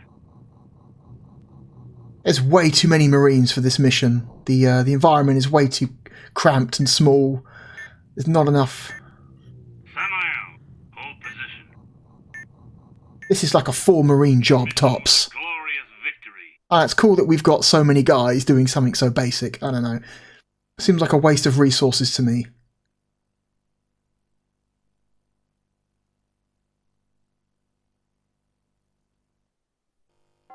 That was ridiculously easy. We're going to have to do one more mission. Samael gas. Our explosives have ruptured several gas pipes, and flammable vapor is spewing forth. We must stem the flow, or our bolter's fire will ignite the fumes and we will perish. Close all gas shut-off valves and regroup at the teleporter. Honor is at stake. I'm assuming we're returning to our ship between every mission, right? So we're not actually on a planet, we are on a spaceship. So here's one of the cool things about 40k and why it's so ridiculous is that the Imperium, which is the giant rotting human empire, they build their spaceships to look like cathedrals. Like, they're literally flying cathedrals. They look like cathedrals, both inside and out, but they're spaceships. It's really dumb. It's incredible. It's I love it. It's one of the best parts of it. Oh.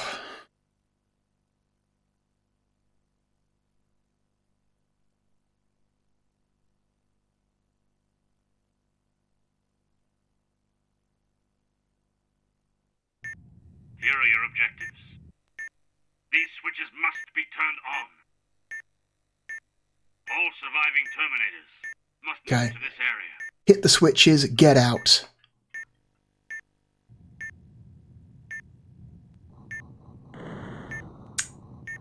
Samael, this switch. Oh, we lost a Marine. We lost a Terminator. I saw him die. Proceed with care, brothers. Pluvius' bolter. Samael, watch your back.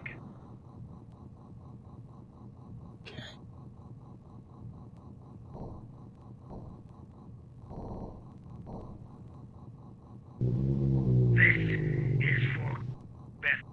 Objective met.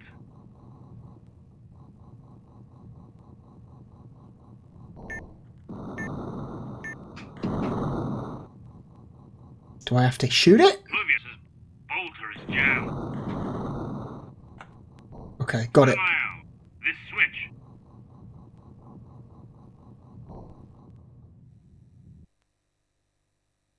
I've probably got to go this way, haven't I? This switch. Go this way, I think.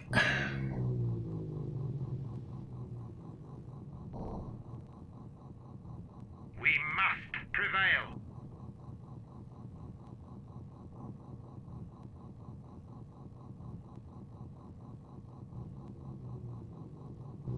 Okay. Overwatch.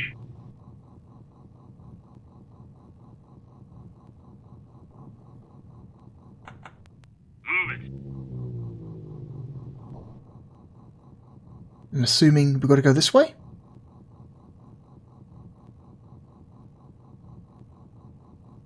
Samael, advance to this room. Okay. All switches have been pressed, I think. Time to get the hell out.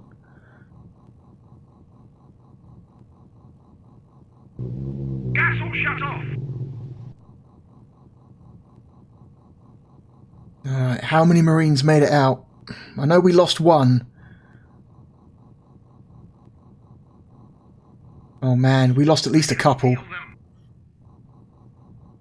Samael, hold this point.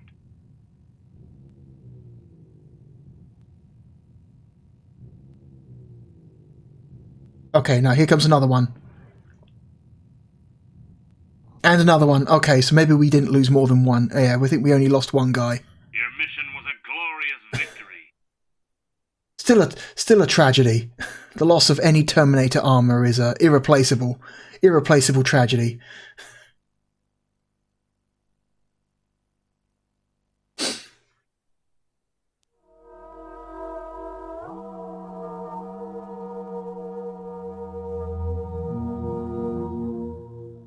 You have acted with extreme courage and bravery. You have been the cornerstone of many of our mission victories, and reward is due. I promote you to Sergeant. Now to battle. Ah, I wonder as our rank increases, we then gain the ability to, like, issue commands to other Marines. That makes sense. Okay. Alright. That's enough Space Hulk. I've got a good sense of this game now. You know what? I am shocked. I am shocked. I must have just had a bad experience the last time I played this, because I don't remember me enjoying this game this much the last time I played it. I must have just played the standalone missions and just been completely in over my head, you know, not fully understanding what I was doing or how to play. But that campaign stuff where you're just a member of the squad and you're, at least for a little while, you know, you're getting given orders, that's really cool. I like that. Seems almost a shame that the game will now, at some point, I presume, start asking you to give the orders. And it's like, I kind of just want to be a squad member. Where am I going to put Space Hulk? Oh my god. Oh my god. Dark Horse. Dark Horse video game.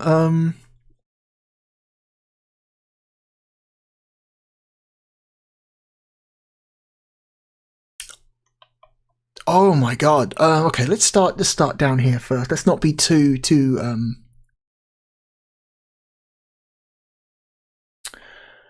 It's a better game than F1 Challenge. I like it more than Destruction Derby. I like it more than Gen War. I like it more than The Horde.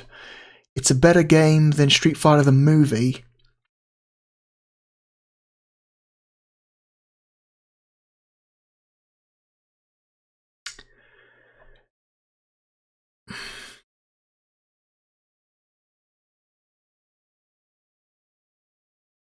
I like it more than Ultimate Mortal Kombat 3. It's a better game than Shining Wisdom. I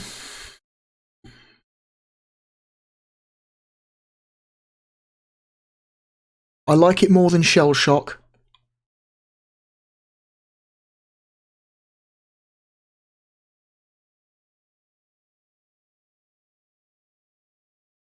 I like the 40k universe. I like the fact that you're operating as part of a squad and you're fulfilling objectives, and I like the strategy part of it as well, where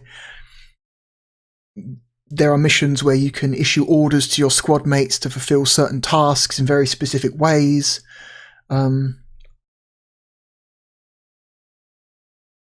Like at some point, a strategy part of the game will kick in and become more important than the moment-to-moment shooting part of the game. But the game is ugly as sin. It is a very, very visually unappealing video game. Even by 90 standards, this is kind of an ugly game. It does not look good. The controls are not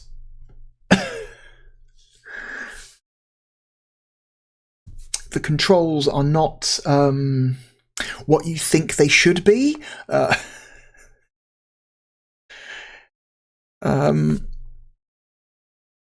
Which means you will have to spend some time getting used to them.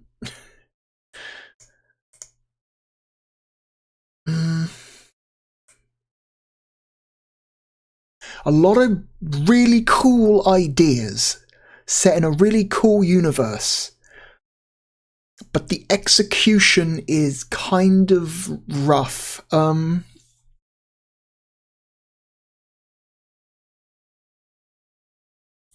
Therefore, I do not think it is quite as good as Nights into Dreams. So this one goes below Nights into Dreams. I really like this game's concept. I really like what it's trying to do, but the execution is just super rough. And this needed a second pass. If we could have a second attempt at this exact concept, this exact game, but with like a more modern understanding of how games should look and control, I would be extremely into this.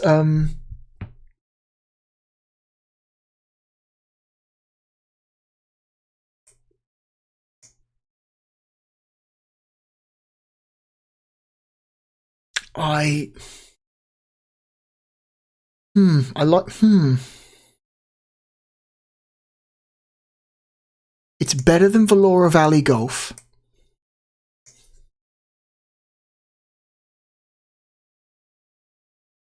I like it more than International Victory Goal.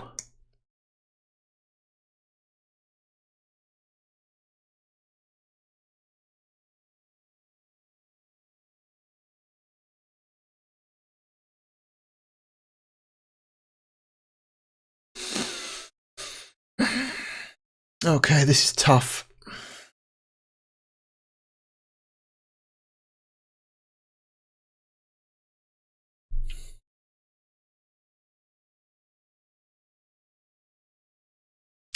I'm going to say it's not quite as good as Mystaria: The Realms of Lore.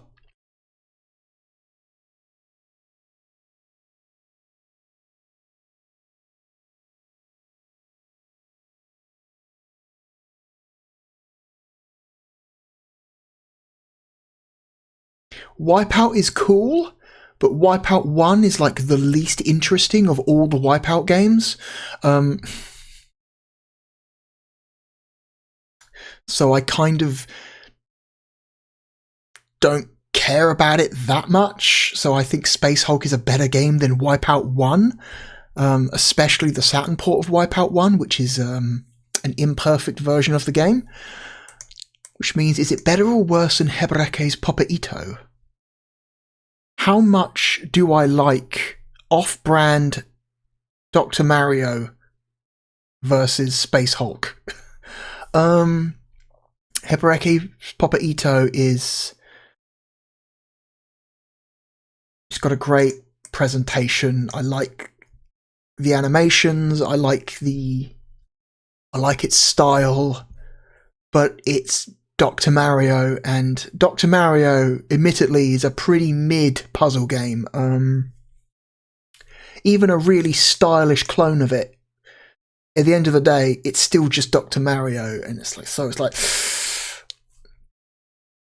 I think I'm gonna put, I think it's gonna go here. I think Space Hulk is our new number 30. Yeah, Space Hulk.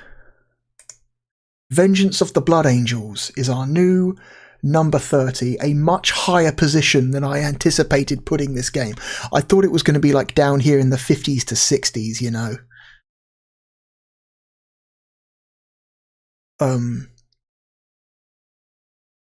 But no, here it is, up at number 30, much higher than I would have ever guessed it would be. Wow. I might want to play some more of this off camera at some point. This is maybe track down like a PlayStation or like DOS copy of the game and play that, because I don't know if those versions are better or if they look close enough, because I haven't actually seen the other two versions up close to really tell you how good the Saturn port is, so I can't really judge it as a port because I don't know what the other two versions look like, but I have to imagine at least the MS-DOS version looks a little bit better, you know. Anyway, holy shit, Space Hulk, damn!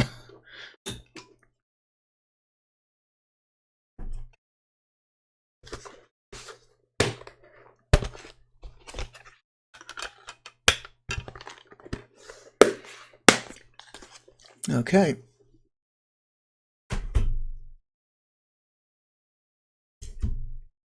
Alright, on to our third and final game for this video. So our third and final game is a golf game, and it comes to us from a developer we have seen a couple games from already. Let me just get the box art ready to go. And the final game for today is Actua Golf from Gremlin Interactive. You remember Gremlin? Developers of such hit games like Loaded and UEFA Euro 96. So you know it's good. So no, let's judge it fairly by its own merits. This game came out in America under a different title. This game came out in the US under the title of VR Golf. I think it was called VR Golf. Hang on, let me just double check that. Give me a couple of seconds. It came out under the name VR Golf 97. So yeah, Gremlin had this whole Actua sports line of games. They put out them. Some of them were actually like pretty good. I remember being like the Actua Soccer series went for like 3 installments. Like Actua Soccer 1, 2, and 3. 1 came out on the Saturn. 2 and 3 were, I think, PlayStation exclusive. Then there's the Actua Golf. I want to say there were 3 Actua Golf games. Then there's Actua Tennis. They had this whole like sports line that was like better than it deserved to be. At least on the PlayStation it was. I don't know about all the Saturn versions. I can tell you right now, Actua Soccer 1 is garbage. Like straight shit. And we will see that game at a later point when we play it in this series. But the other games, relatively like well-respected PlayStation sports games. Weirdly, you know, Gremlin found their niche. They found the thing that they were like consistently good at.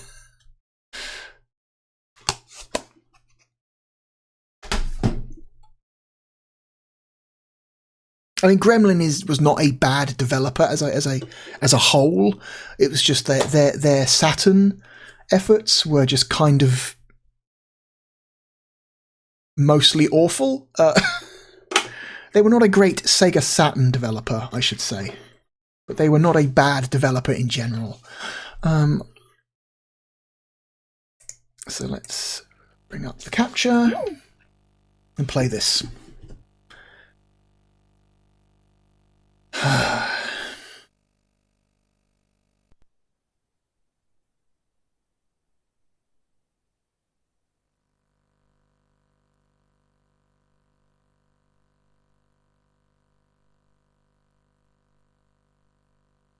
I guess they took a page from Sega.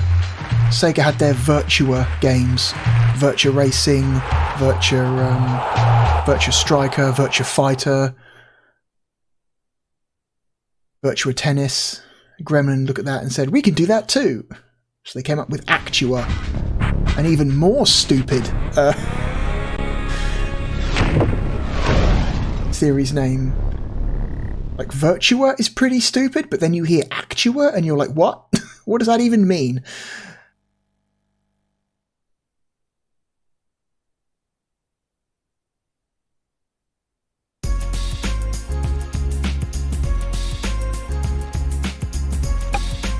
Okay.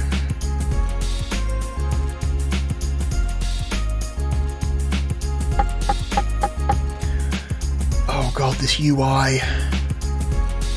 So this style of UI, Gremlin would use variations of this style of menu for a lot of their games.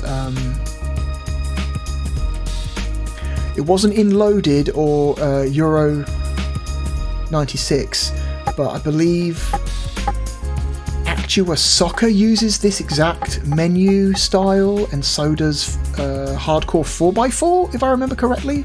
Hardcore 4x4 has a very similar menu style. I think this is just the Gremlin UI that they use for a lot of their games. So you're actually selecting menu options to change what they say. So you play Skins, 4-Ball, Foursome, AMA, Pro Tour, Practice, Stroke Play.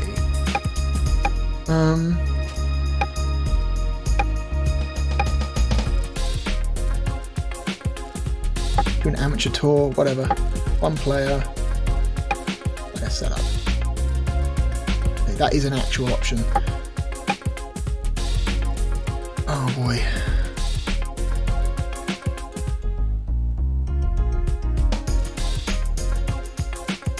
Oh.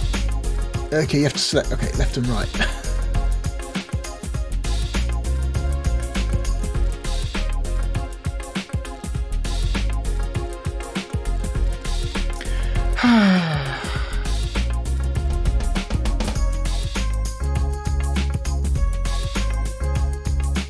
That's you. Okay. There we go. Golfer.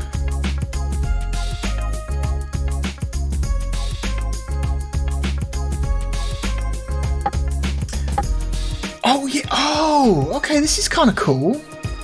So, this is a first.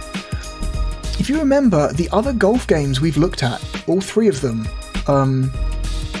Pebble Beach, Valora Valley, and Virtual Golf. All three of those golf games use sprites for depicting the golfer. This appears to be using a full, like, 3D model, like real-time 3D model for your golfer, which is actually genuinely cool and impressive. Okay, so...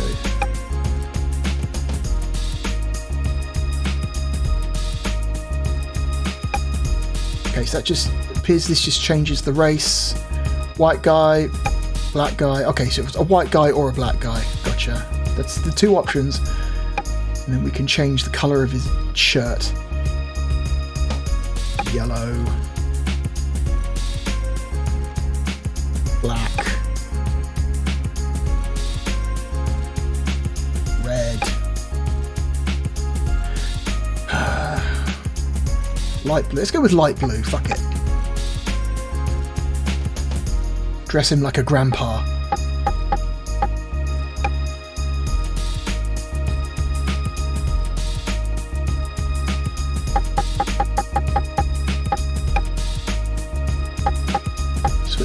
cartridge.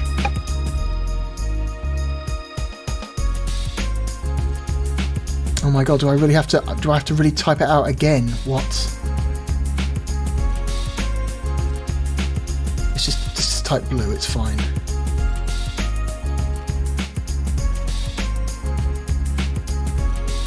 For some reason this text selection is not as fast as the previous one. That's weird. Do you wish to save the current file? Yes. Okay, done. Let's get out of here.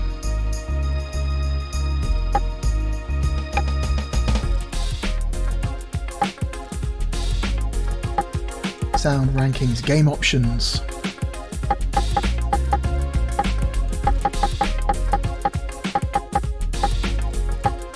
I don't get to turn on gimmies and mulligans? What?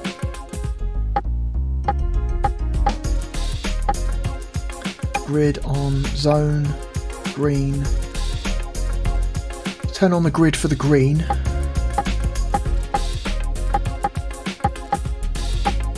Language.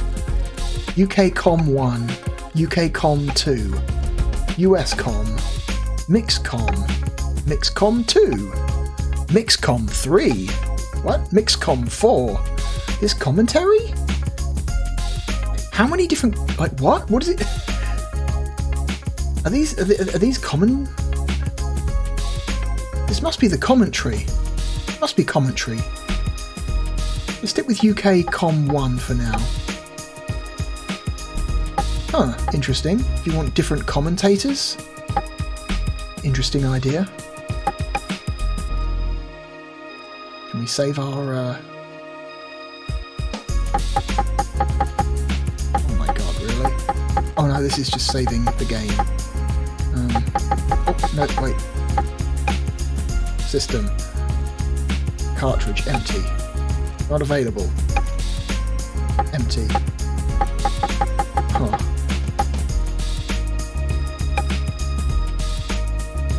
Unless it's a different save file? Anyway, let's get into it.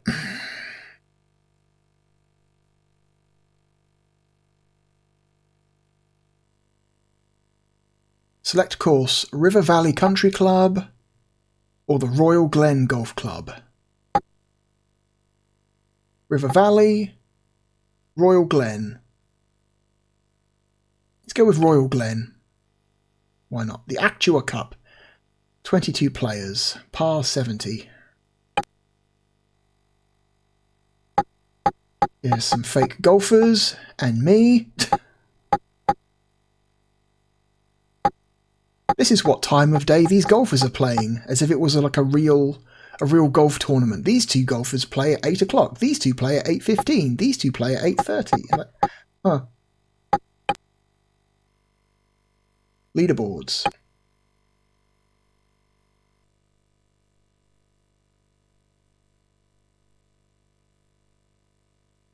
They're giving me a pretty massive handicap there on that leaderboard. 386 yards, par 4. And to tee off first is player 1. Weather report, dry and calm. Let's do a flyby.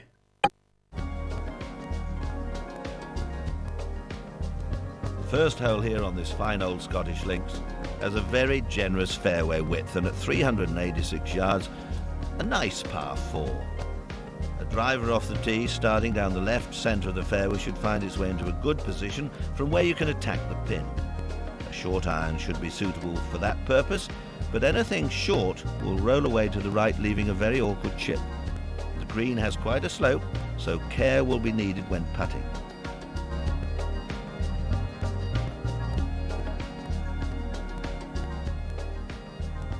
Okay, so far so good. This game is like not bad looking. Like visually it looks better than both of the TE Soft games. Pebble Beach and Valora Valley. Do a walk hole? You can walk the hole? Oh my god, you can walk around the environment. Look at this nonsense. Let's walk along. Let's walk around.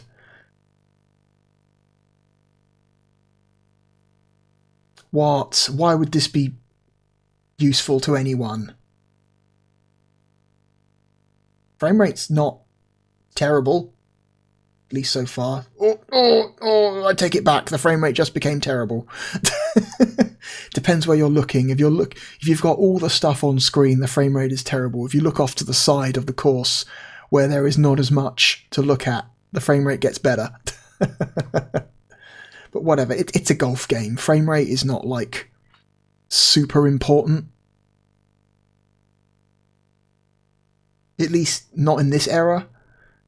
Like, golf games are one of the few types of games you can kind of get away with a bad frame rate. Or you can raise the camera level and get a more high up view if you want. So this becomes a custom flyby at this point. Oh, and I've backed out. Okay, whatever, let's play it.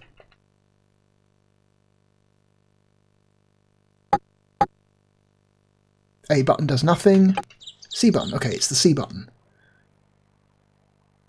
Okay, left and right changes the camera. Start is pause. Okay.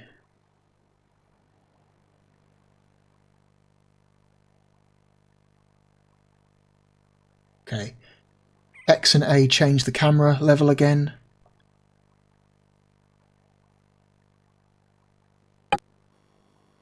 Y, okay, gives you camera angles, I believe.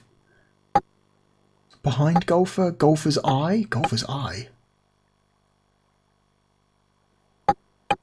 aerial view, fairway view, the green view, green left, green right, green high, green left high,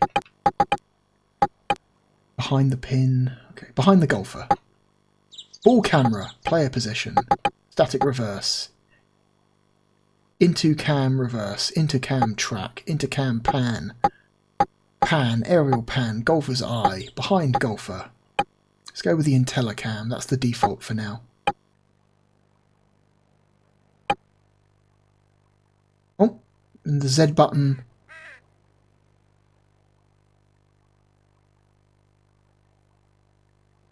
Okay, the Z button lets you change camera angles. Okay. Let's play. Okay, C button to continue. Okay, you get a little map, you get a power meter, you get the wind direction and speed. Good, good. Let's see what this power meter feels like. Not all power meters feel the same. Some are too quick, some are too easy. Where does this fall? Okay. Needs a bit more accuracy. Back to the driving range. Okay. Well, unfortunately, it'll be a great struggle from there.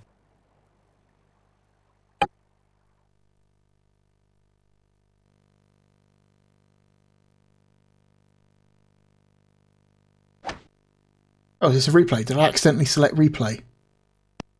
A beautifully didn't I? placed ball. Oh, we liked it that time. Well, you couldn't get much better than that. Oh no, this is the guy I'm playing against. This is not me.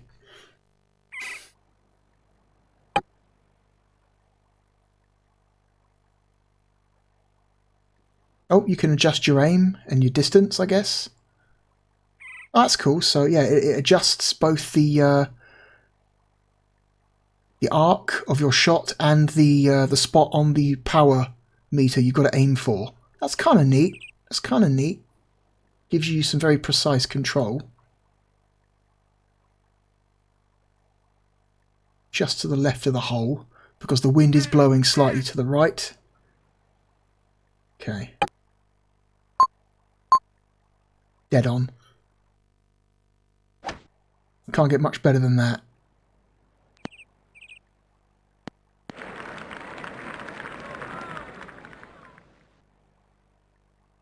What a superb shot. The ball's ended up on the green. Alright, let's watch the other guy.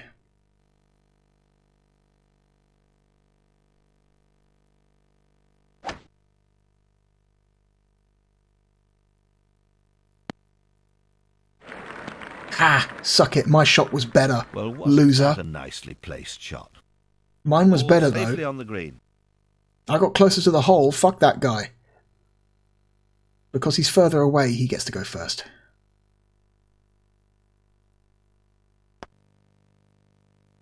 And he missed. Loser. Loser. I just don't believe that. Well, lessons need to be learnt from that shot. He's still further away, so he still gets to go.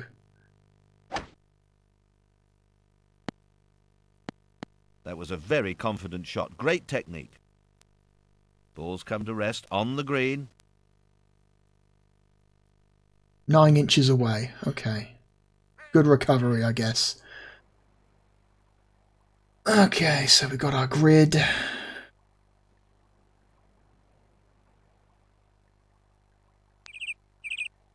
There.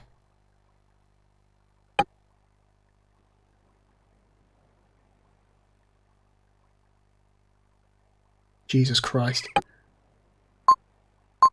Oh, fuck. Bad accuracy. Oh, it went in anyway. Down. Player 1 has finished this hole with a birdie. Damn right I did. Let's see how many shots it takes this guy to do it. This is a bogey, at least.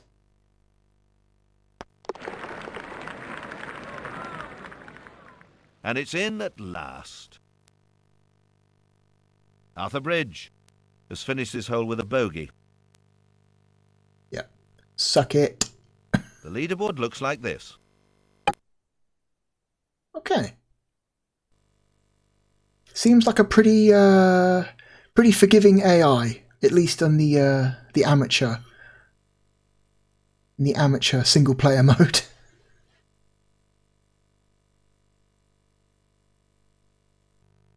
And first on the tee is player 1.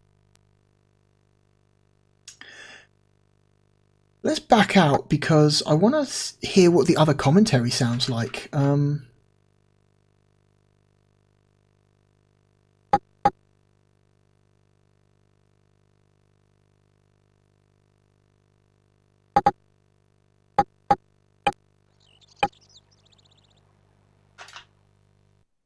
Okay.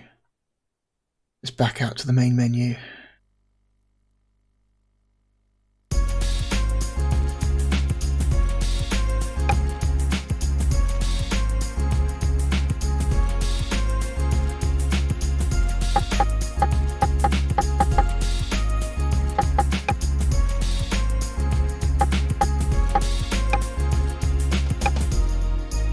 Let's go with US commentary.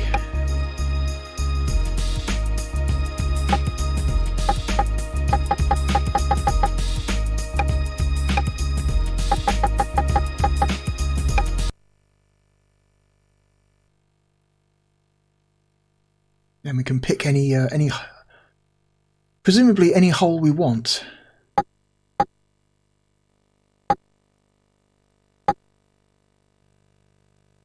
This one's got water. Let's do this one.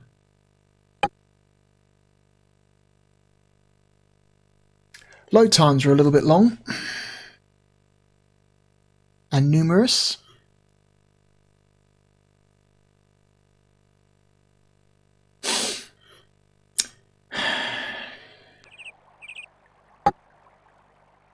You'll fly by.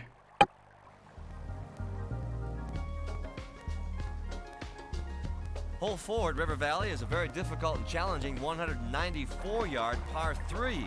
This guy's quiet. Divided from the green by nearly 100 yards of water, the inlet offers a strong psychological test to the players, but can be easily cleared when approached confidently. Any shot hit short and to the right will find a watery grave. Anything long could find one of the greenside bunkers, which would leave a very difficult shot back towards the water. I'm sorry, what? This hole calls for a solid strike with perhaps a long iron to find the green. The green itself lies in a bowl cut from the hill and is encircled by 4 bunkers. Why do they make the US commentator like significantly quieter than the English guy? It's weird.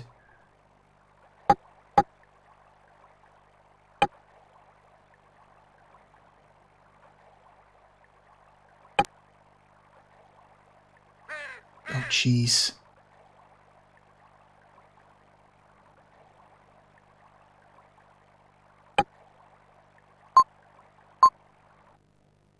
Little bit off.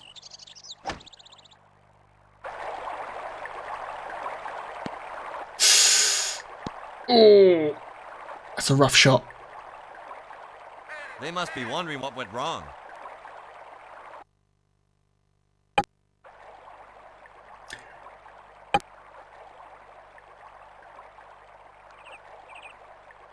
Okay, can't hit any harder than what it's giving me, so.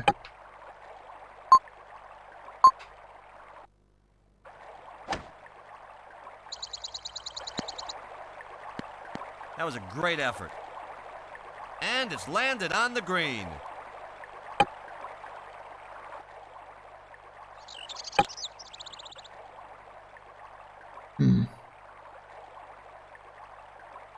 Looks like it's sloping slightly down to the left, so let's aim to the right a little bit.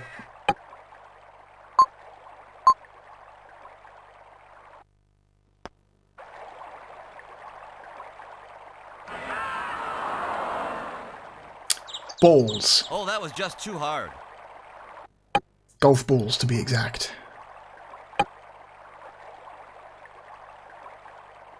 There.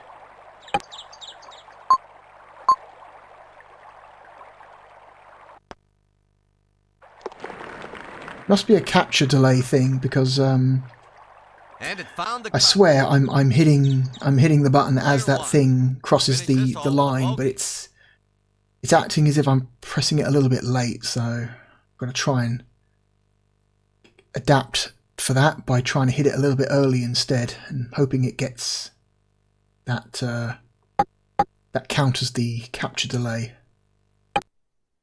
All right.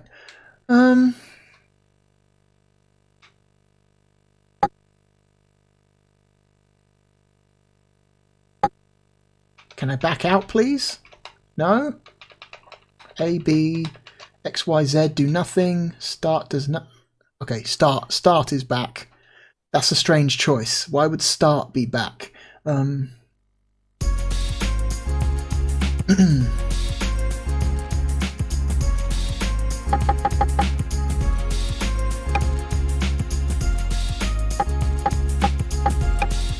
What is the second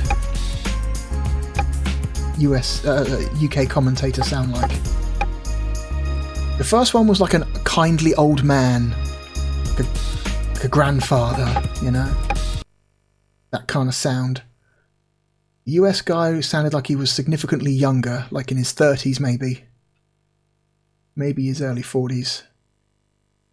The UK one sounded like a dude who was like in his 60s or something. He sounded like an old man.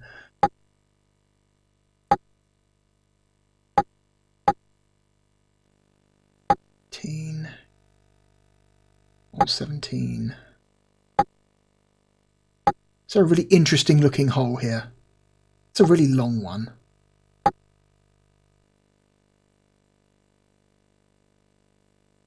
It's a very small one. This one looks interesting. Relatively long, and there's some hazards.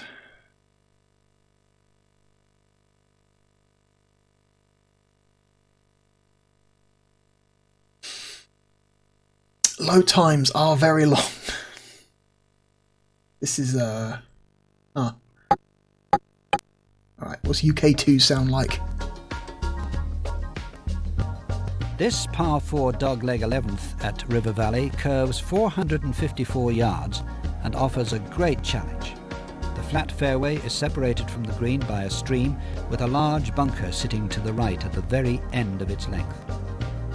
The tee shot needs to be played with a touch of draw to get an ideal position, right centre of the fairway. From the fairway, a long iron is required to carry over the stream which lies in front of the green. 3 bunkers await any shot that is hit offline. The green itself is circled by 3 bunkers and backed by woodland and has a lot of slope. get down in 2 when on the green is not the easiest of tasks. Okay, so he's basically just like a different old man. So you've got like two British old men and one slightly younger American man. Like a middle-aged American man. Do a walk. Why not? Let's walk the hole.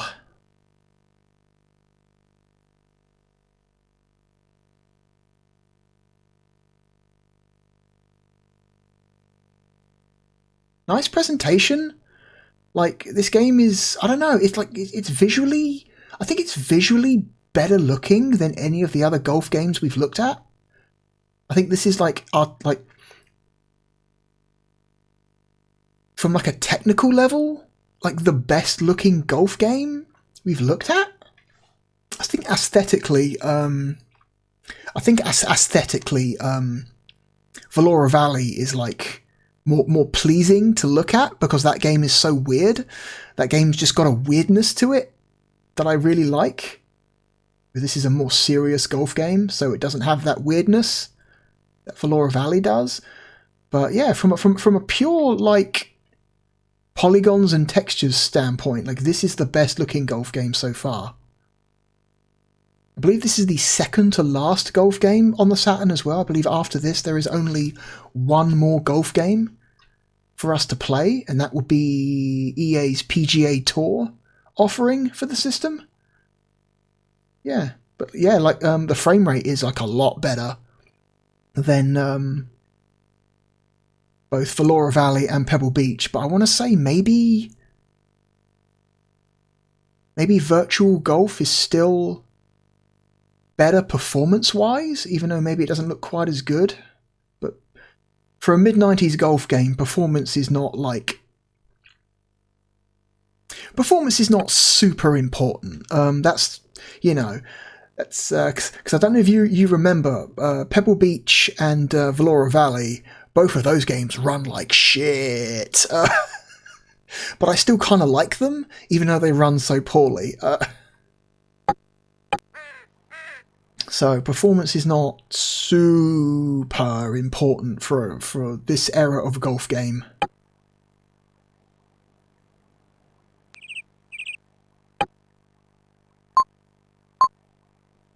Damn, way off on accuracy.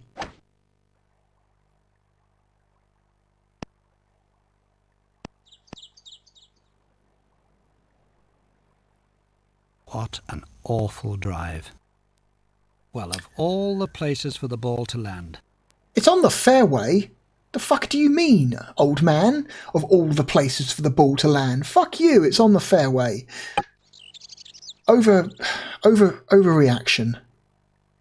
And also I am still kind of impressed by the fact that this game is using real 3D models for the golfers instead of sprites. As much as I love the sprite look for this era of golf game, it kind of defines 90s golf games having sprites, but I don't know, they're trying, you know? You can tell they're trying. It's got a little shadow and everything.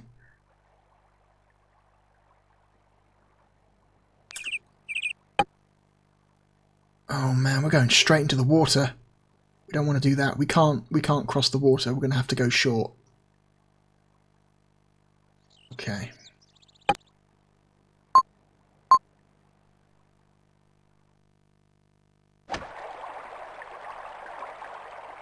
Stop.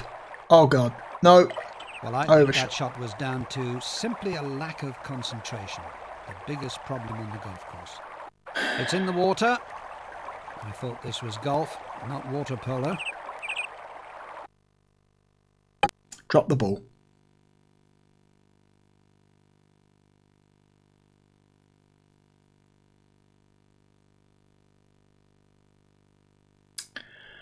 Let's drop it on the fairway. Makes the most sense. Okay.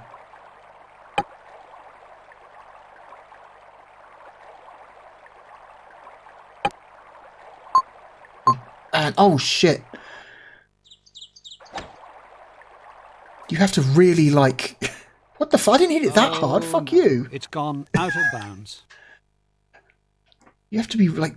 I have to be really early on the power meter. I have to be really early. Holy shit.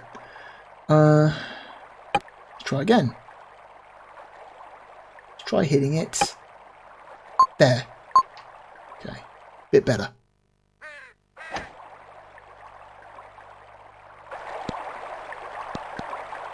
Whatever, I'll take Somebody it. said this hole was easy. They were sorely mistaken. I'll take it, it's Oh, fine. now that makes things just a little difficult.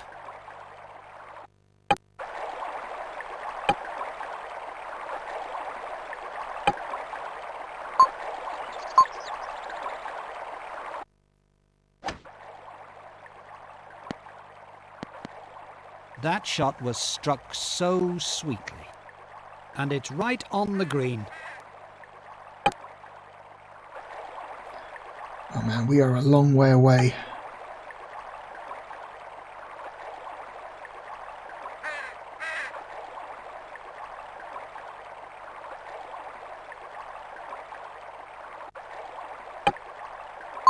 Oh god.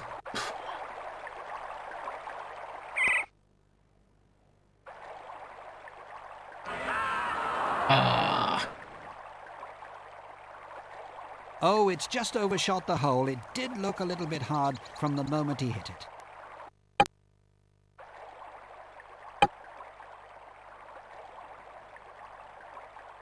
I appreciate the guideline for putting. It does make putting a lot easier than some of the other golf games we've played. It's almost dead on.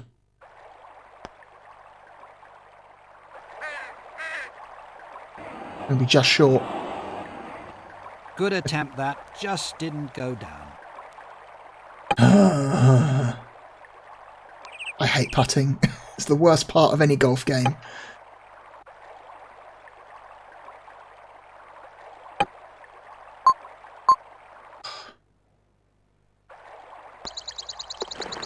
And it's in! Player 1 has finished this hole 6 over par. Almost disastrous.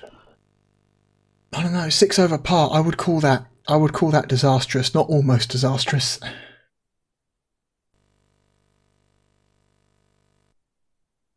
All right, I want to see what that mix commentary is. Do they just combine commentary tracks, like lines from like multiple tracks, to make it seem like there's more than one commentator? Is that what they're doing?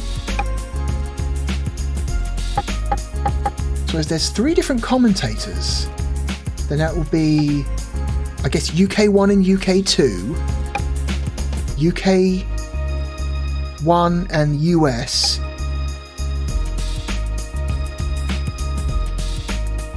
UK2 and US,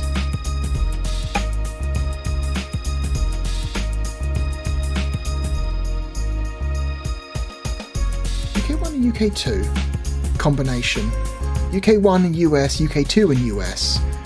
What would the 4th combination be?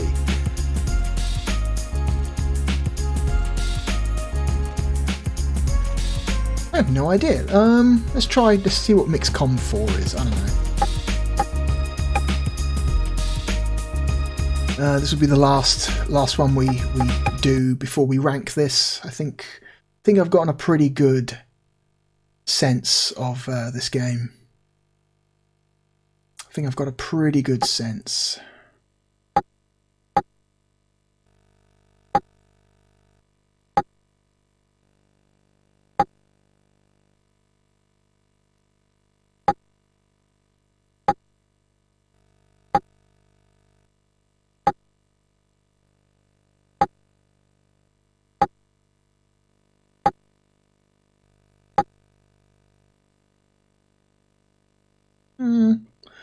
Sure, that one. Hole 7. Medium-sized hole.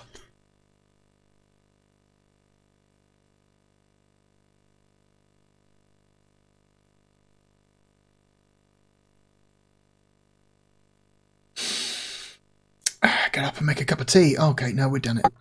Okay. Come on, what does mix sound like? The 7th hole here is a 412-yard par 4. He's definitely more Green quiet. Running along the right side of the hole for its entire length. However, there is plenty of room on what is a fairly generous fairway. Right of center is the best place to approach the green from. After a good drive, the second shot is normally between 120 and 150 yards, so a birdie is quite possible. But the green is one of the fastest on the course, so position on the approach is vital.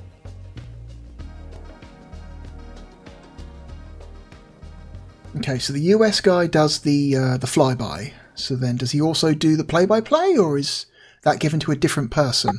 Still trying to figure out how this mixed commentary setting works.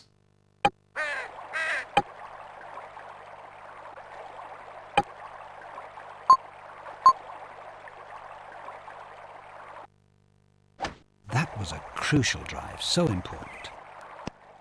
Okay, so UK... Don't know if that's UK 2? Might be UK 2. Brilliant, brilliant, sheer class. Oh, mix 4 is all three of them. So I'm guessing, yeah, mix 1 would be a mixture of 2, mix 2 would be a mixture of 2, mix 3 would be a mixture of 2, mix 4 would be all three of them at once. You've got three different commentators at once. So one does the flyby, one does the stroke, one does the after comment. Okay. Interesting. Interesting. Okay. It's weird that a sports game gives you such level of like control over your commentary. Like typically it's either the commentary is either on or off. This you have a multiple selection of like different people, plus you can choose who says what. That's interesting.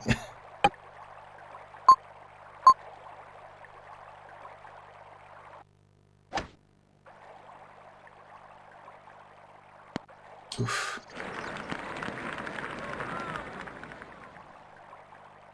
That was a very good attempt. Okay, so alright, so maybe they take turns? Beautiful shot, right onto the green. I guess they take turns. Yeah.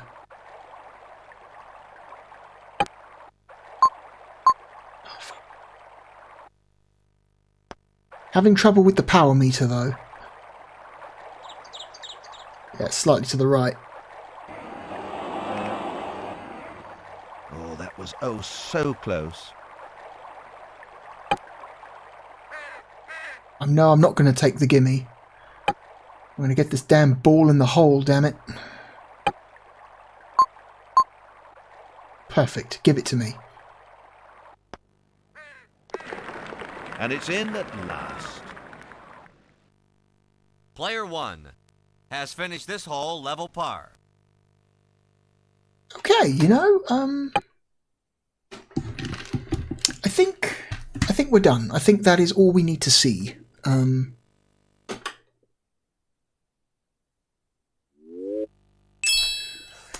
Okay, Actua Golf. Okay, all right, Gremlin. I think it's safe to say that this is the best Gremlin effort yet. Certainly a better game than both Euro 96 and Loaded. My copy, by the way, has an original retail sticker on it. You see it says there, $39.99. Unfortunately, it's not the kind of retail sticker that's easy to remove. And remember, this is an early style case, so it's cardboard. So I'm really nervous about removing this sticker because I don't want it to damage the cardboard underneath. That would be a huge bummer. So I've kind of left it until now. I probably will at some point figure out a way to take this off without damaging the cardboard surface underneath. I suspect you just got to be very, very slow and very, very careful. It might take several sessions of very carefully prying it away with your fingernail to prevent it from damaging the artwork underneath, but I'll have to figure that out at some point.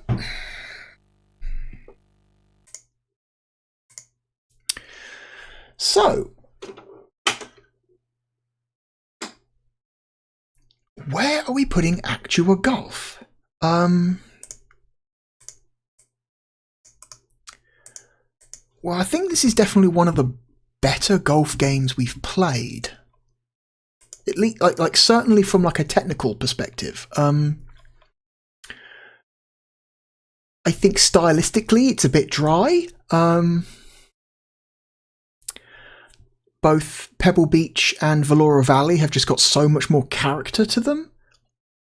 Like especially Valora Valley. Valora Valley is such a strange game. I kind of love it. And then don't forget Pebble Beach. Pebble Beach has our boy Craig Stadler. Our boy. Our red shirt wearing, beer gut having, old man golfer.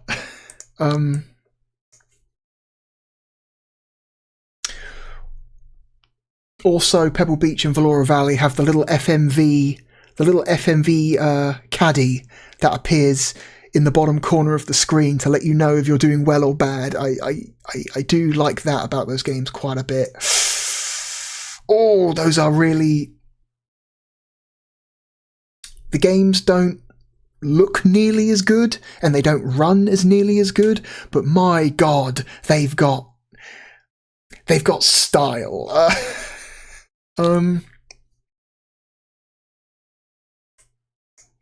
Which is something that Actua Golf doesn't really have. It is technically extremely competent. It is a technically extremely competent game, but it's very dry. It's clearly a golf game for people who are very serious about their golf. And no, we don't need silly little FMV people appearing in the bottom corner of the screen, damn it. Because we don't know what fun is. I think it is definitely a...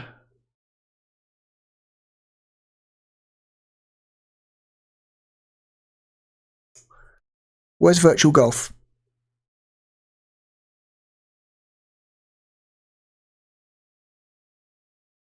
There it is. Virtual Golf. I think it's a better game than Virtual Golf. And it is most certainly... I forgot about World Cup Golf. It is most certainly a better golf game than World Cup Golf. World Cup Golf is like an interesting novelty because the entire game is FMV. Just the idea of a fully FMV golf game is so conceptually interesting, but it doesn't play well. It's a bad idea. They shouldn't have done it. But I'm definitely going to say Actua Golf is better than Core Design's Virtual Golf. Weird, we've got a weird flip-flop situation here. Normally Core Design is like a very like well-respected Saturn developer, you know? They've put out some like decent games for the Saturn. Their batting average is, I'm going to say, for the Sega Saturn, much higher than Gremlins. But Gremlins' golf game is, I would say, significantly better than Core's golf game. Sorry, Core. It's better than Loaded. It's better than Gremlins Loaded.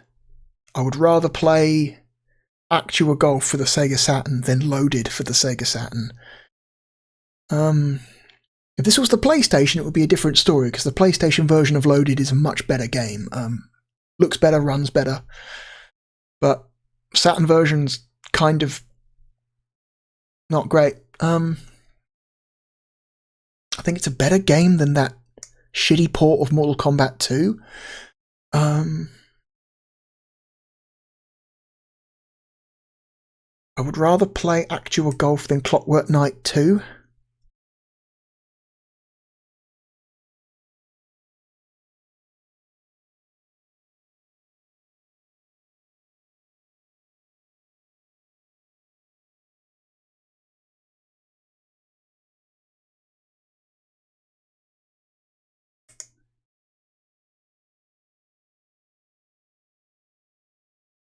I would rather play Sea Bass Fishing. Sea Bass Fishing, like like Valora Valley Golf, is not an incredible gameplay experience, but it's got like so much like weird style to it that I kind of love. I think Highway 2000 is a better game.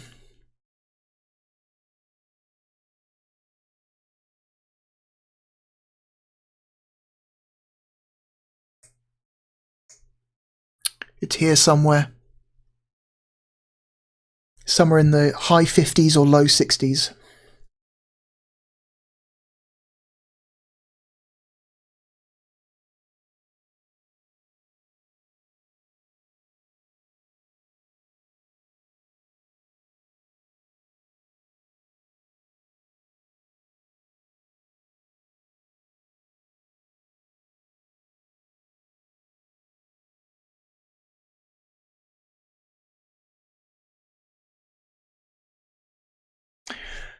I would rather play Actua Golf than FIFA Soccer 96.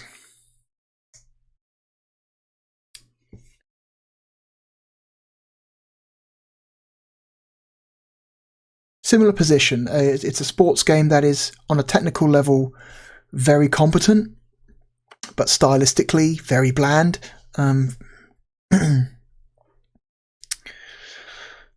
But I don't know. Like, I think Actua Golf just edges out FIFA 96.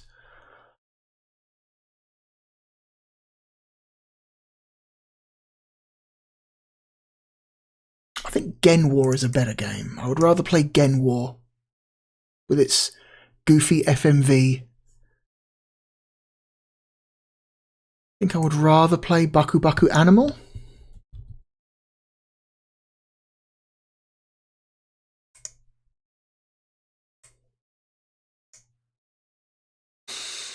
I think it's better than F1 Challenge.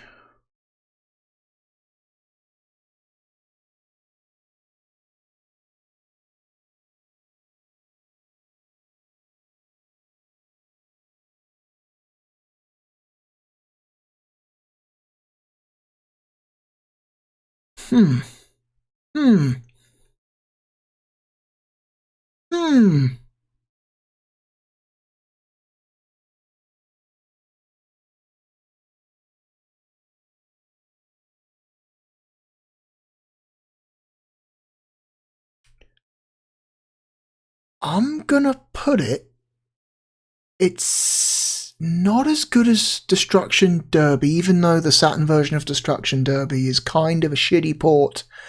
Destruction Derby is still relatively, pretty good fun. Moment to moment.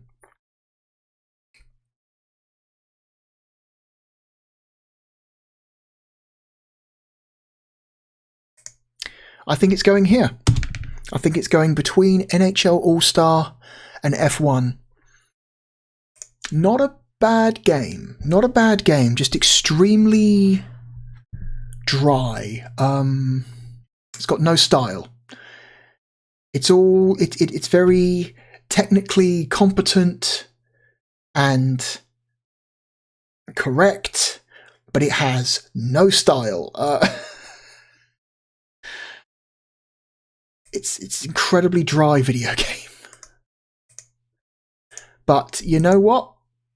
By Gremlin standards, that's pretty good. Congratulations, Gremlin, for getting a game as high as the top 60. Miracles can happen. Yeah, I think that's... Yeah, that seems... Yeah, I'm happy with that placement. That placement is good. Cool, I'm hitting save. The list is saved. Alright, that is it for this episode of Ranking of Saturn. Next week, we are playing an action platformer, a baseball game, and a vehicle-based first-person shooter. At least I'm pretty sure that's what that is. It's been a very long time since I've played this game that I'm looking at right here. But I seem to remember it being some kind of vehicle-based first-person shooter.